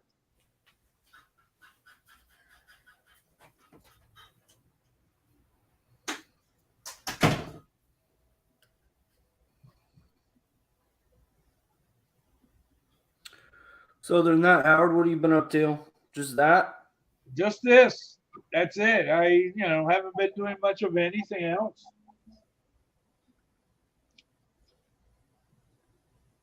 Decided the other day to make a quick video, and I posted it on YouTube. Yeah, I saw that the other day. Yeah. Yesterday, day before, or something like that. And I'm like, okay. I want to see if somebody will copy it, because there's at least 2 accounts on YouTube that I know of that decided to copy every single one of my videos, put their watermark on the video, and they're posting them on their channel as their own. Okay, well. And after years, that's one of the reasons why I deleted every video in my channel. Because at the time when I discovered one channel that had done that, I was like, okay, I deleted the videos thinking that would, solve the problem, but it didn't. And then I ended up in the hospital with the foot issue and all that, and other things took precedence. But my friend Roxanne was telling me that I should get back into it and start making videos. And I'm like, well, I don't know what kind of videos I can do. People are not going to be interested in watching me packing. But at least I put in a little update, so it's out there that I'm not dead yet. I'm back. Yet. Oh, you'd be surprised, Josh. Oh, I've received some anonymous messages Oh, that's sad. Of and look, it's the internet. What do you expect? I know. There's people out there that are all in for that.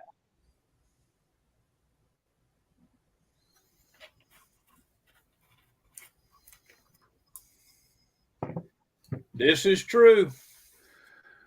That's another reason why I don't belong to any modeling group on Facebook, because Facebook is notorious for that kind of crap. That's about the only reason I'm on Facebook anymore. It's for the modeling groups. I mean, to be honest.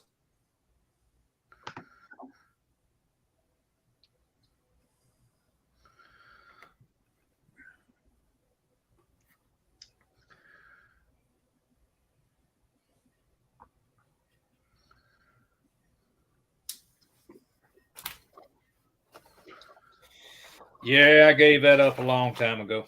Yeah. Some of them are okay.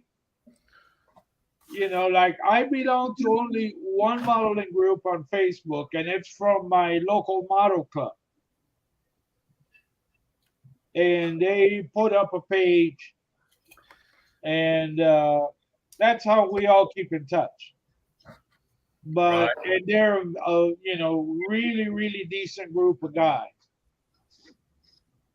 But other than that, I've tried so many groups, and I'm like, everybody is. At first, they start all right, and then they turn really toxic, and I'm like, I don't have time for this.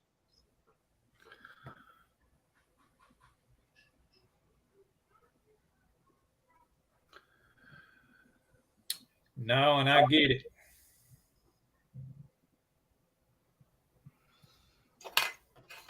I don't have time for all the drama that's in Facebook, because there's a bunch of them in there that's after it.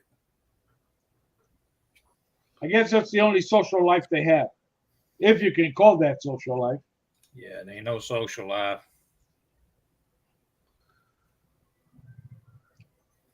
And I mean, it ain't all like that, but you got people on there, all they want to do is just cause trouble. Yeah.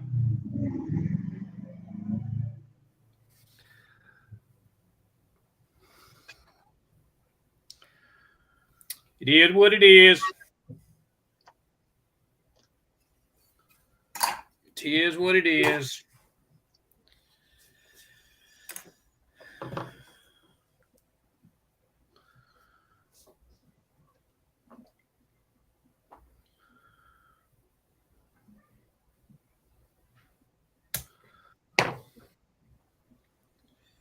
Be glad when my wife gets our dinner cooked. She's making some homemade potatoes au gratin. Oh, nice. She ain't never made that before. She's recipeing today. Making homemade yeast rolls and all kinds of stuff.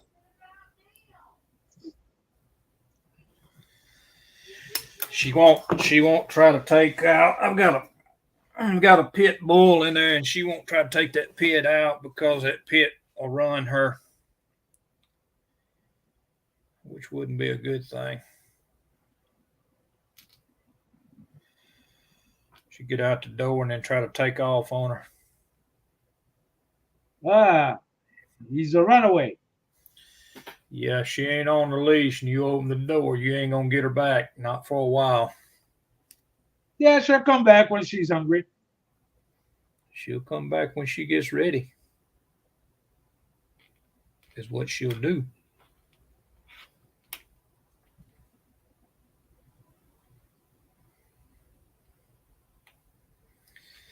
I have no idea about what I'm doing right now. You ever had that issue? Many times. Yeah, all the time, dude. All the time.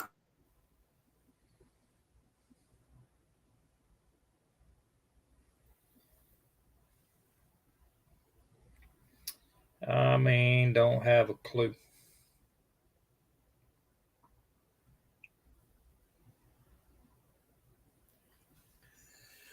trying to build a rear end, and ain't never done it before.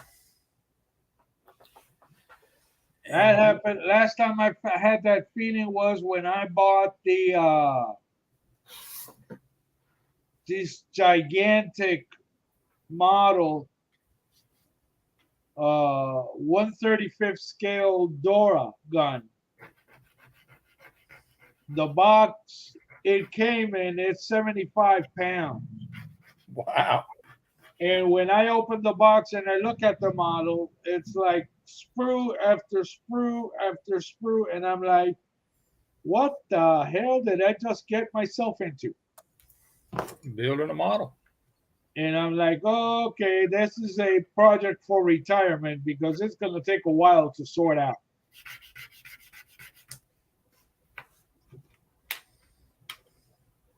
And I don't even know if I'll build that kit because it is so big, I wouldn't have any place to put it. That is something that you would probably build for a museum or something like that, where they have the place to display that. Yeah. I have a 1/72nd scale version of that is more manageable. But again, the same thing. When I open the box, sprue after sprue after sprue, and I'm like, whoo! There's a lot of stuff in here. Mm-hmm. That's like opening certain Gundams. Oh yeah. I know them. I actually started one. Did you see? I don't know. I did put some of that on YouTube, I think. I got several Gundams in storage. I have a perfect grade model that just scares the bejesus out of me whenever I open that up. I bet.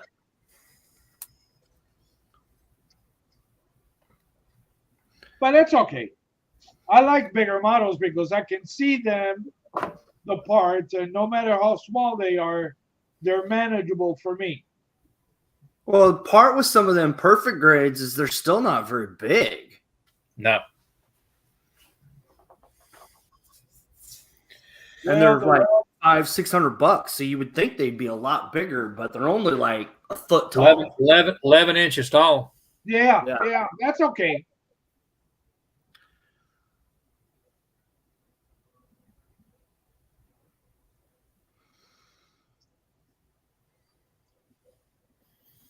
Yeah, Sarah's talking about Miguel on here. Send him an email. He does a lot of printing for cars and stuff. Oh yeah, that's right. I know who Miguel is. Yep, he does design and all of that stuff. So he's actually got a website. It's called Hobbyworks. Yeah, I've seen it. And actually not bad on price for what you're getting. It's not bad on price for what you're getting. No, he's very, very generous with the prices, I can grant you.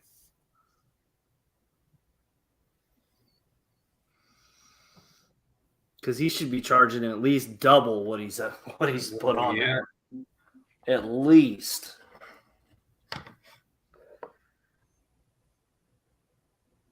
But the thing is, these guys that do all this 3D printing and stuff, the programs that they use for, what do they call them, slicing or designing the part, they make it look so simple.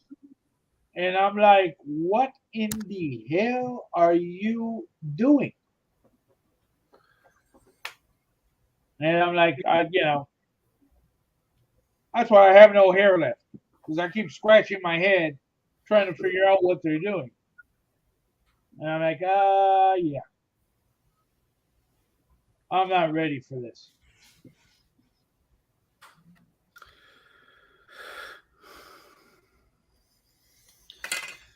I would be if I had it all, but right now I can't buy shit. So it's one of them kind of deals for me. Well, I kind of figure, with the amount of models in my stash, I don't need any more models, but there's always something new that comes out that I just have to have. Well, yeah, it's always gonna be like that. Yeah. That's why they put the shit out, because they know that when they put out a new model, somebody's gonna buy it. Well, they just, I don't know, about a year ago, they just released, they came out with a 200 scale USS Enterprise aircraft carrier, but not the nuclear one, the one from World War II. Yeah, that'll be almost what, about 4.5. Now about three. It's about 300. No, I thought you said 200. Oh, the scale is 200. Yeah. Yeah, that'll be about 4.5 foot long. Yeah, something like that. I've got a Yamamoto. I've seen some people building it, and I'm like, that looks nice. Yeah, I've got a Yamamoto, and so is not this Josh, but the other Josh in North Carolina. He's got one that he's been doing a little bit of work on here and there, but he's also been doing some work on a Texas battleship, and it's a commission bill for him. So, but yeah, I have a 350 scale. I have the nuclear Enterprise, and then on 200 scale, I have the Arizona and the Missouri and the USS Hornet aircraft carrier. Yeah, I was trying to find the USS Alabama in 200, but they don't make it. Yeah, give them time. Yeah, that was right here on the Mobile Bay. I'd like to have it. I've got a 350 scale of it.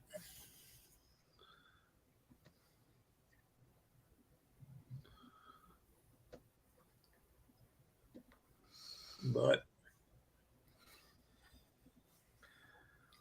I don't even want to try to start this because I don't know what in the hell I'm doing.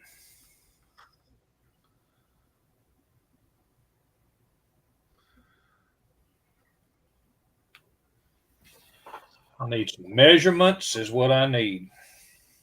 I don't have no measurements. I need to go get that damn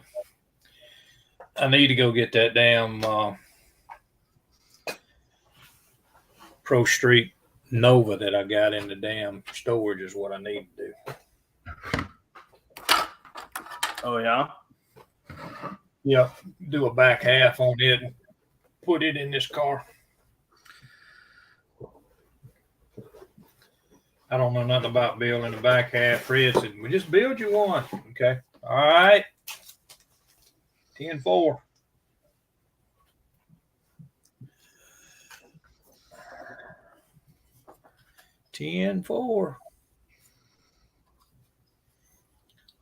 This one wasn't so messed up. This back end wasn't so messed up on this Camaro.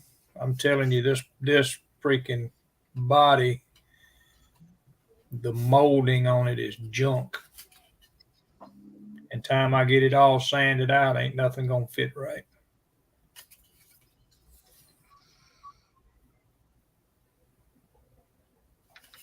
Pretty sad.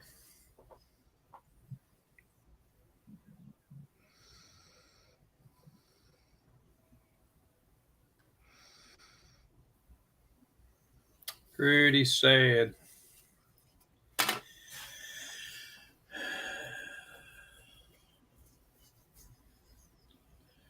Josh is all tied up on his. You said that was Lady Medusa. Is that what that is?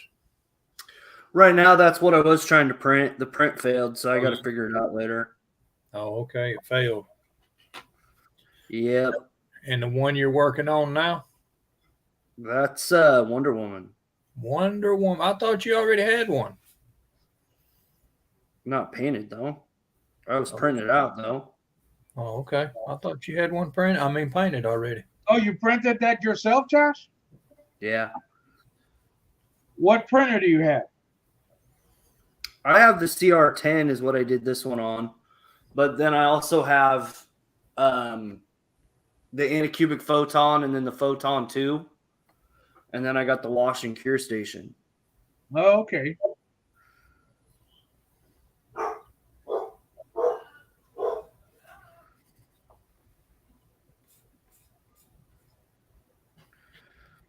I don't know.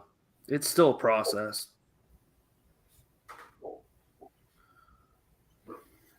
A learning curve. Yeah, the resin stuff is so beyond ridiculously technical. I mean, I'm getting it, but there's so much stuff that can go wrong. Yeah, I'll tell you what went wrong on some of mine. I got some stuff from Miguel, and he made me some Pro Street Rally wheels, and I was going to use on the Camaro right here, and I was taking. And I didn't, I mean, it's not his fault or anything, but I didn't realize that these wheels are so squeezable and durable. You know what I'm saying? See how they move? Yeah. Resin. Well, I was taking the wheel, which this is the wheel, and I was putting this wheel in here like that. And had this was trying to push it in on the edges all the way around it like that. I'm not good with that with the camera. I'm trying to watch the camera, but trying to go around it like that. Yeah. And didn't touch the center. And that's what happened. Yeah. Yeah, but you can just glue that back on, though. It won't. Right? It won't stay. I've already tried to do it. It won't stay. It's too thin.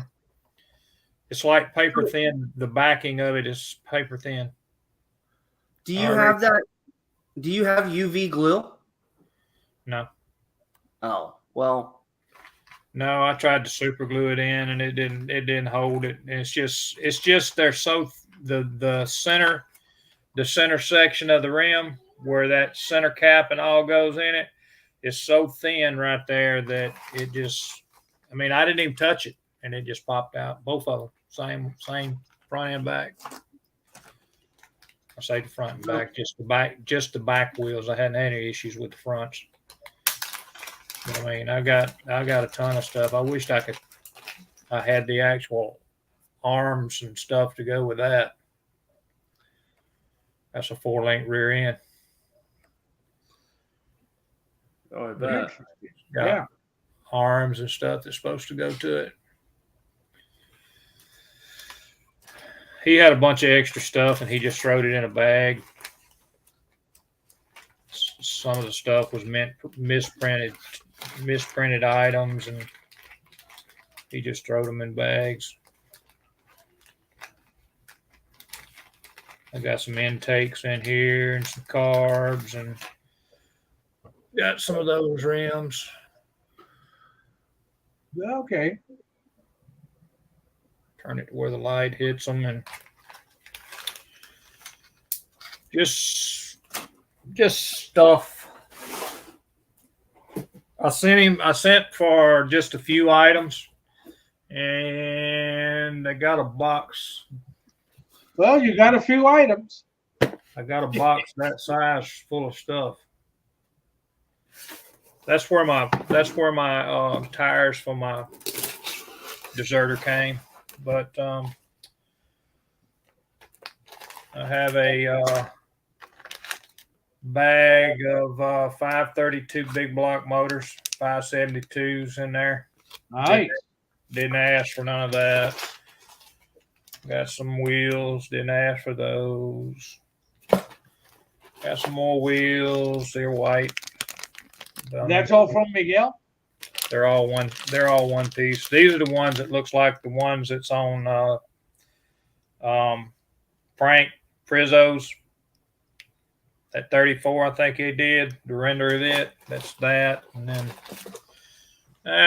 some full printed motors, some different wheels, different intakes in that one.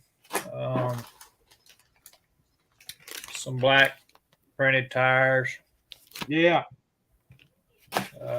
Just a lot of stuff. Got floor jacks. Actually, some jacks like a floor jack, and then you got jack stands, and then you got chains printed in there. Nice.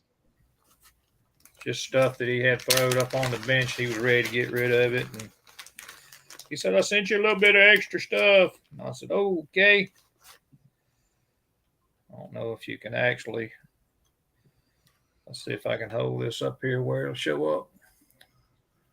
That's jack stands. Yeah, that's nice. Very Got neat. those.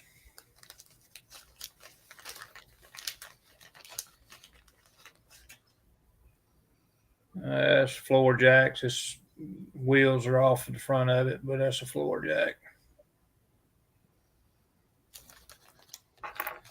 And then those would come in handy to do like a NASCAR diorama. Yeah. And then he sent, if I can get it unhooked without it breaking.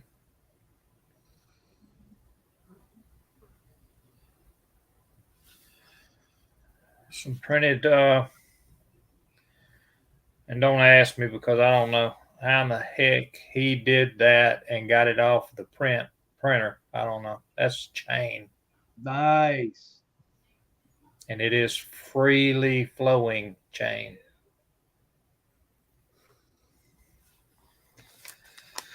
Now that is cool. That is talent right there. He's got that, and then he asked me, "So, man, did I send you a?" He's got a Q-tip. Looks like it's actually a piece of styrene he stuck in there for the jack thing. But anyway, he said, "Did I send you an engine hoist?" I said, "No." I said, You didn't do that." But I mean, it ain't no big deal. I mean, shit, half the stuff right now, just looking in this bag, there's 1, 2, 3. There's 4 or 5 big blocks in there, be it a 572 or 632. Intakes, headers, all kinds of shit in there. Nice. This is I don't know. I'm not real sure what that actually is. What it goes. It's probably on a 572 or 632. That's a freaking water pump, alternator, and everything, all in one piece.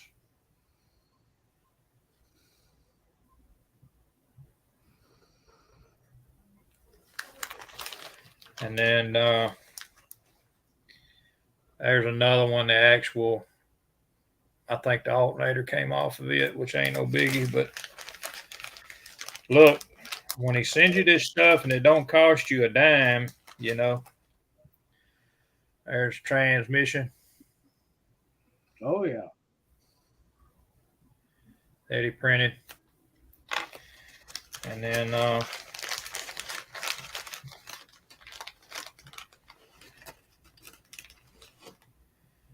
got a top hat intake.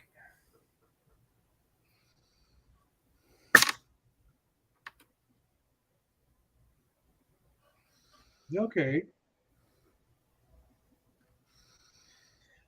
One of them I got in here has got the linkage on the side of it. And then oil pans for the. And then there's also, if I can get over here to it.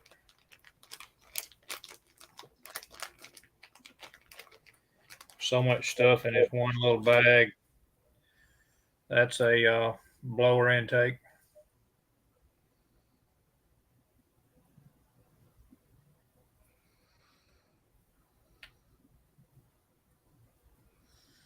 Nice. Just a bunch of stuff. Like I say, headers, pretty much complete motors, headers, everything.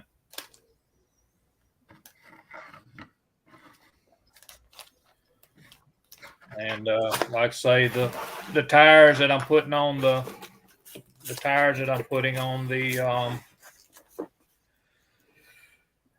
deserter was also in there. They're pretty good sized tires. I got to get back on that truck too and try to get it done. That video I did the other day was about the paint that I did on it. It's green.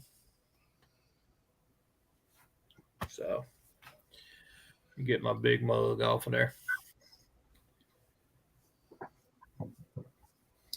But the tires are freaking huge. It's gonna be almost monster truck size once I get through having to get it up off the ground. But that's the actual tires. Whoa.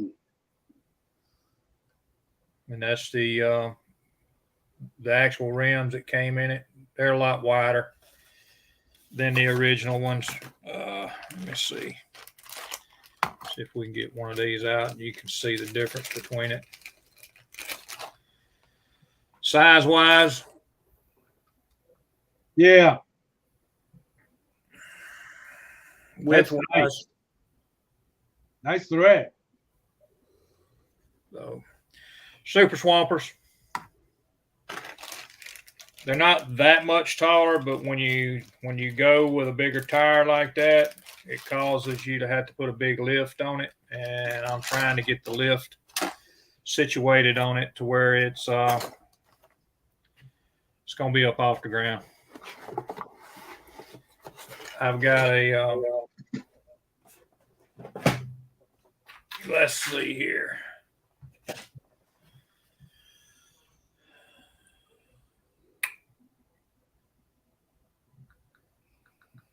Let's see here. But yeah, y'all talk about stuff going on. My stepson was in a wreck a couple of weeks ago. Sorry to hear that. It's a wonder he's still with us.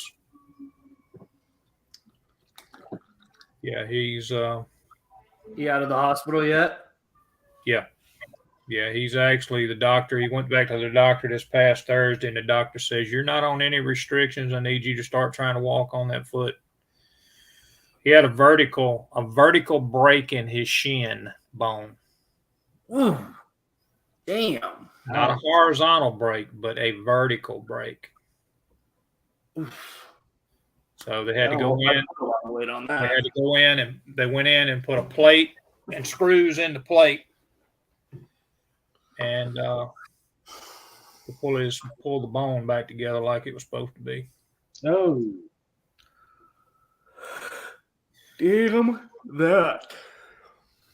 Here's a mock-up, Howard, of the deserter. Oh, nice. Just a mock-up. His front end's going to be down a little bit lower, not much. I'm just trying to clear the tires is all I'm trying to do. So, yeah.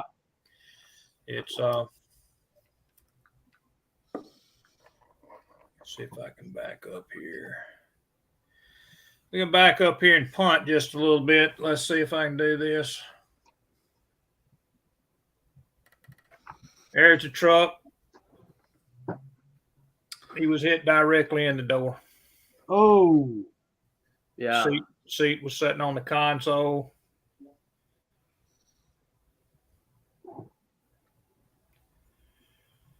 So I'm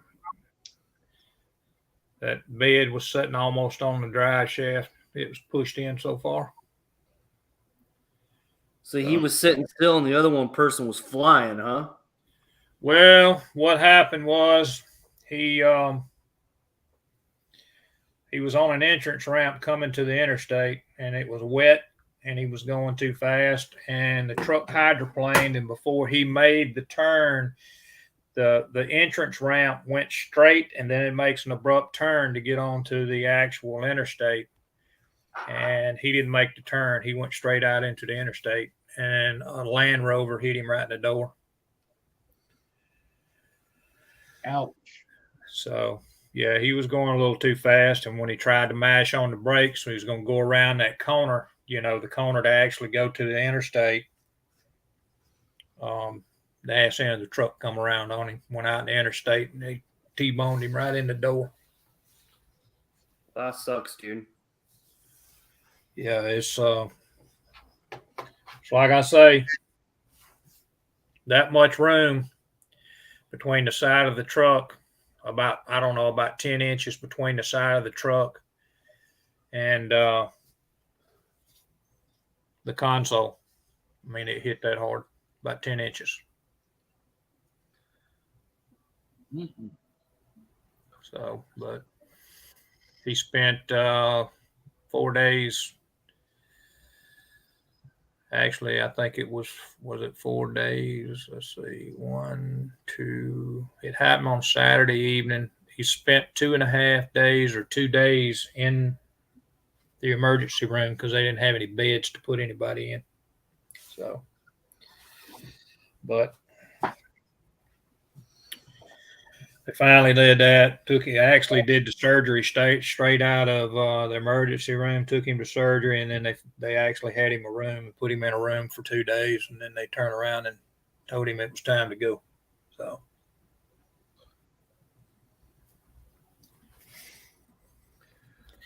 but he's up moving. I'm sorry to hear that. Just thank God, thank God every day. Yeah. I mean, he's not my son by blood, but I still love him. He's my boy.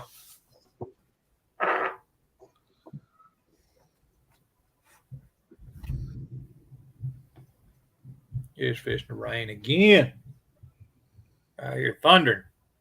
Dude, it's not gonna rain here again till probably September, maybe even in October. Yeah, y'all be headed into the winter months. And then it'll be July again before I see good weather. Yeah, there ain't no rain nowhere close to you. Ain't no doubt. It's all out there getting, about halfway between where you're at and out there where the guys do the crabbing. Oh, Alaska and stuff? Yeah. Yep. There's rain in the north part of the Gulf of Alaska, which is, kind of northwest of where you're at. More northwest, I guess you'd say. Going up like you're going through Vancouver and all that. Yeah. Right there in that, what I call a bay. It ain't a bay, but, But yeah, there's nothing. Y'all not going to see anything for a little while. Nope. Mostly because the actual, I don't know if it's the jet stream or what it is, it's actually kind of moving to the west. Up there where y'all at. Yeah, see, it's crazy. We had rain like before and after 4th of July. Yeah. And then that was the last of it. That'll be the last of it. We got to get this. There is a freaking low on land in Georgia where they're talking about a 20% chance of it turning into a hurricane. Yeah. Oh, really? You're in that time of year. South of Atlanta now on land, it's a low. But if it moves out into the ocean, it'll probably turn into something. But I mean, right now, we're pretty clear. There's nothing out there. I look at. I've got an app that's called My Radar, and I can look at that stuff all over the world. Yeah, well, I mean, you got to worry about hurricanes and stuff being being. I got to worry about. I got to worry about more than that now, buddy. I got to worry about water coming in this house while we're here. Where are you at now, Terry? Mobile, Alabama. Oh, okay. So I thought you were you'd already moved. I have. So it'll come up into the house. Katrina, which this was the last time. I don't remember when George. I looked all this up before. I'll tell you the 3 times. Hurricane Frederick was 79. Okay. Hurricane George. That was in the 80s or 90s, I think. That was in 98. Okay. Yeah. Hurricane Frederick put 3 feet of water in here. George, or maybe it's backwards. I think Hurricane Frederick put a foot of water in here. Hurricane George put 3 foot of water in here. And then Hurricane Katrina, which was in 2005, put 5 feet of water in this house. So it's been since 2005. Matter of fact, FEMA owns the property right across the street. Oh, wow. Simply because of that reason. So I'm a worrywart when it comes to stuff like that. And there's no way to raise the house up so it'll stop doing that? Or it's on concrete. It's on concrete. So, well, at least there's that. Yeah, it's on pump water, so I ain't got a water bill either. So. Oh yeah. Yeah, I got pump water. Nothing wrong with that. Nope. As long as you know how to take care of it, you know. Well, the thing is that I don't have to worry about the soda that's in the water, you know, when you got city water, because normally when you get in the freaking shower tub, whatever, and you go to rinse off, it feels like you just slimy. Oh, you don't have the treatment plants that we do, huh? Yeah. No. No, our treatment plants put too much soda in their water, and it sodium or whatever it is, soda. And it makes the water, when you rinse off, it makes the water feel like you're slimy. Can't get it off of you.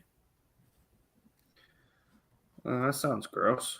Yeah, it is. But when you put this pump water on you, when you put the soap on and take the soap off, it's like squeaky clean. That's the way I like it.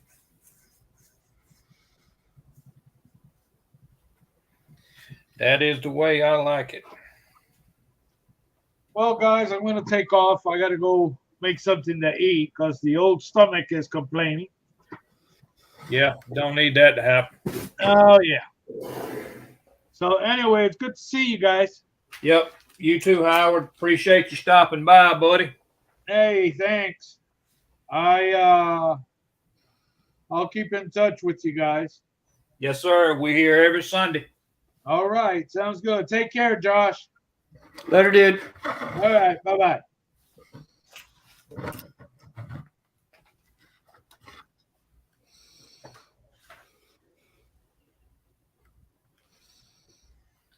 I don't know what I did with that. I had it yesterday.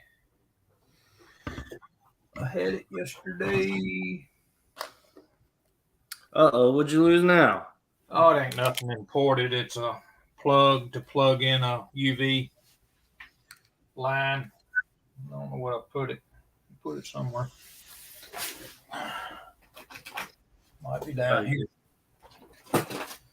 I've got a one of those JBL speakers up here on my counter. Oh, okay. This freaking charger that I got's not doing real good with it. Oh, of course not.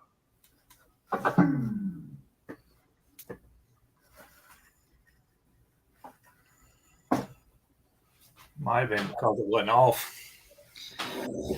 So we'll let it charge now. Let's see here. There's one still in the description, but watch this. We'll do it again. Anybody? There's 6 people watching.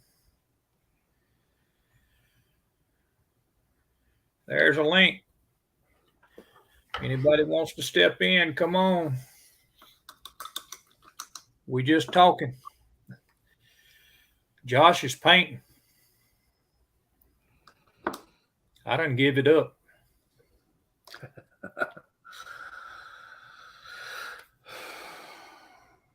I done give it up. What didn't you tell me are you using acrylic paint on that stuff? Yeah. Yep. Army painter does wonders.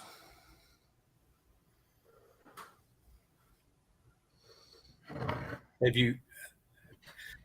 I seen on there where you was talking about on your video that ever since you had took that little class, that your flesh tones were coming out. I mean, what did you actually learn about the flesh tone? How to lay it down so it made sense. Okay. Like I still don't airbrush it right, but yeah, and that would come with time. But like how to get like a darker tone to a lighter tone. Yeah. And that's a lot of that. Oh, okay. Because most of the time when you just take flesh paint, it has like a pink to, you know, like that's a flesh tone color. Yep. Let me pull you up there where I can see what you're doing. Ain't nobody but me and you on there. I got you. So that is actually flesh tone. Yeah, that's like a barbarian flesh, right? Yeah. And then you take like this one, and that's a little bit lighter. Yeah. And then you have a little bit more of a lighter color. So, and then you start with like a dark orange or like a blue or green or whatever. So you get like a different tone throughout the whole thing. Mm-hmm. Because I think the skin tone on this looks awesome for what it is. Yeah. You know, and just kind of getting it to where it works, you know? Yeah. What time is it? Oh, and I still got to put the printer away. Damn it. 4:53 on my end, so it's 2:53 on your end. Yeah. Yep. It's getting to the hot part of the day in here. I can already tell. Well, you know what? I'm actually thinking about taking off for a little bit. Yeah. Hopefully you get someone else to come in, but I ain't gonna worry about it. I'm gonna shut it down. I mean, I don't want you out there sweating. So no. So like I said, it's, you know, I'm gonna go inside where it's cooler. I hear you, buddy. Ain't no big deal. Look, this thing's been going for 3 hours, 53 minutes, and 50 seconds. Oh, no shit. It didn't seem like it's been that long. I've been on since 1 our time. Yeah. So it ain't no biggie. You do what you need to do. Look, it was good seeing you again, brother. It's been a little bit since you did anything. Yeah, it's been a crazy summer. I hear you. Hey, shit happens, man. Shit happens. Yeah. Like I say, it's good seeing you. I'm glad you stopped by. I kind of enjoy sitting here watching the painting going on. All right, dude. Later. All right, buddy. Anybody else out there want to step in? Still got some out there looking at it. There's a link in there. If not, I'm probably going to shut her down. Sarah, you still out there? You watching the race. I know what you're doing.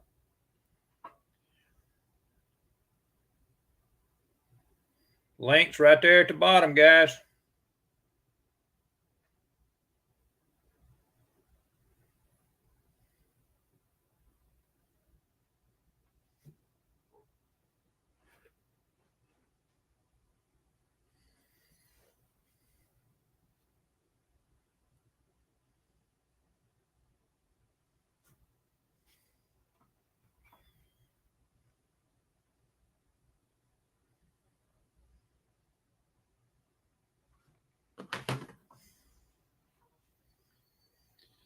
Let me shoot some text messages and see what I get.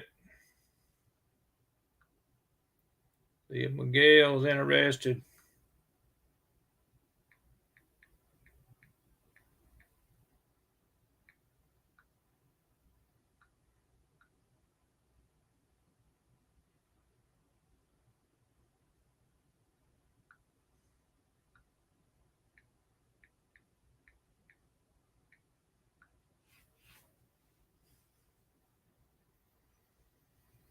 Y'all give me just a second, guys. See if we can get some responses out of a couple of them. I know Josh don't have any internet because they had some bad weather come through and took out some of the light poles. And then turn around and one of the companies that was working the pole set something down on one of the fiber optic lines and tore it all to pieces, so they had to replace it too. So it is what it is.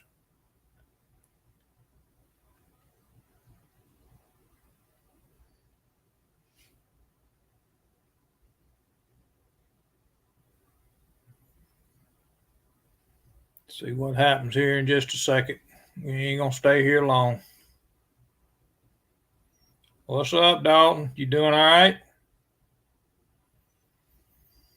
Man, I need somebody in here. I wish you could get in here. At least we could talk.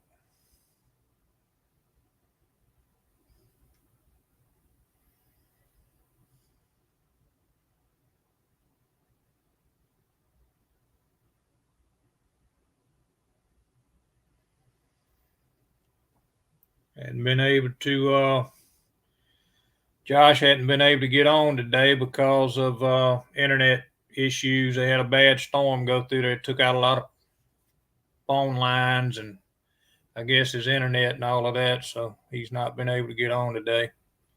I just shot a message to him, but he's probably not even home today. They might have went to the river.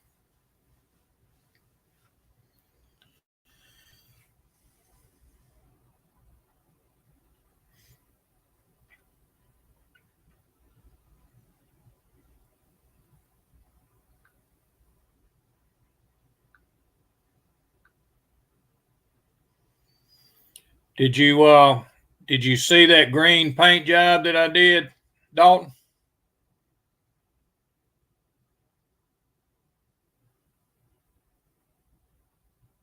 Man, that ain't no good.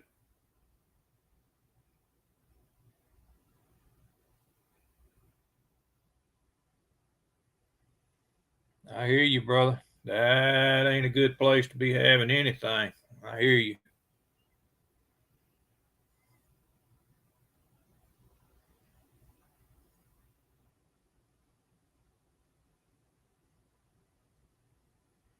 Yeah, on that deserter.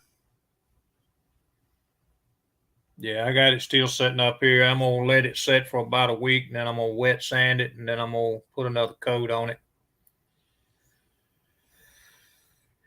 See what happens. Hopefully it covers pretty good. May have to put another couple of coats on. I might put a couple of coats on, then wet sand it. See how that works out.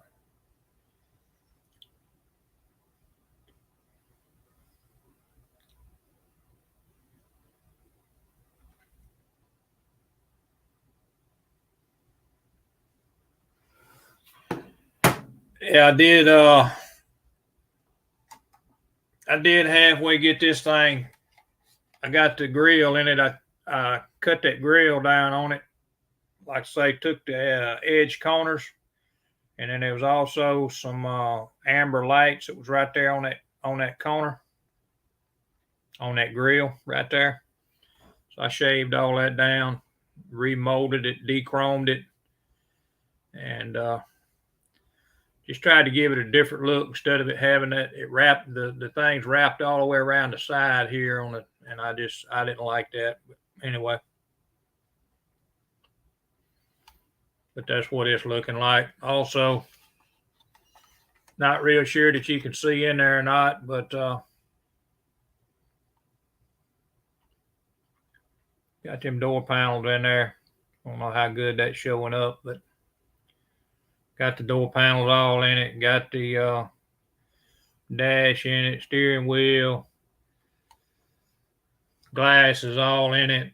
Got the front and back headlights, tail lights in it.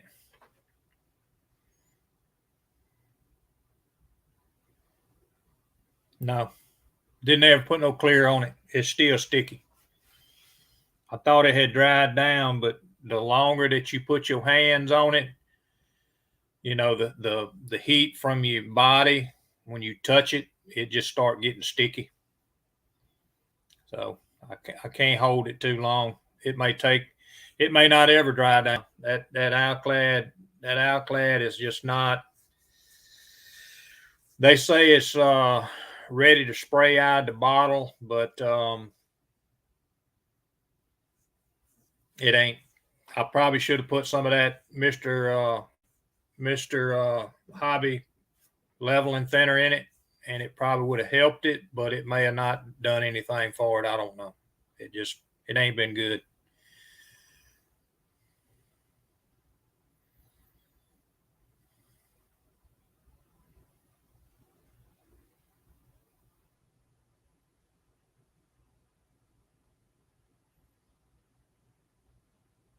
So it is what it is.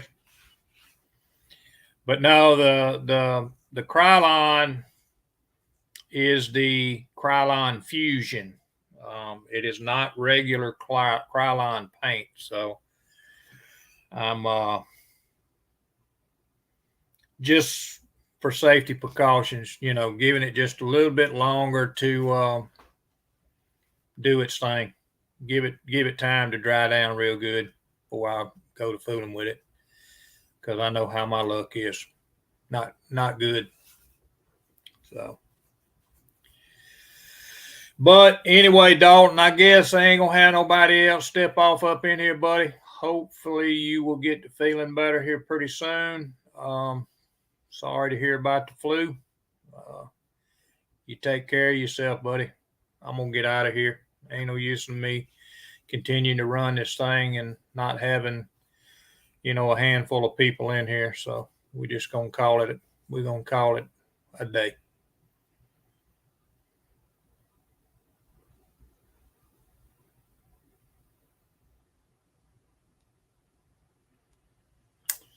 Like I say, guys, this is Terry with Super Sport Model Shop. If you have not subscribed, please subscribe and hit the like button. We appreciate everybody. We will catch y'all next Sunday on the live at 1 o'clock. We'll get y'all some more content out during the week. 2 or 3 videos. Catch you later. Bye-bye.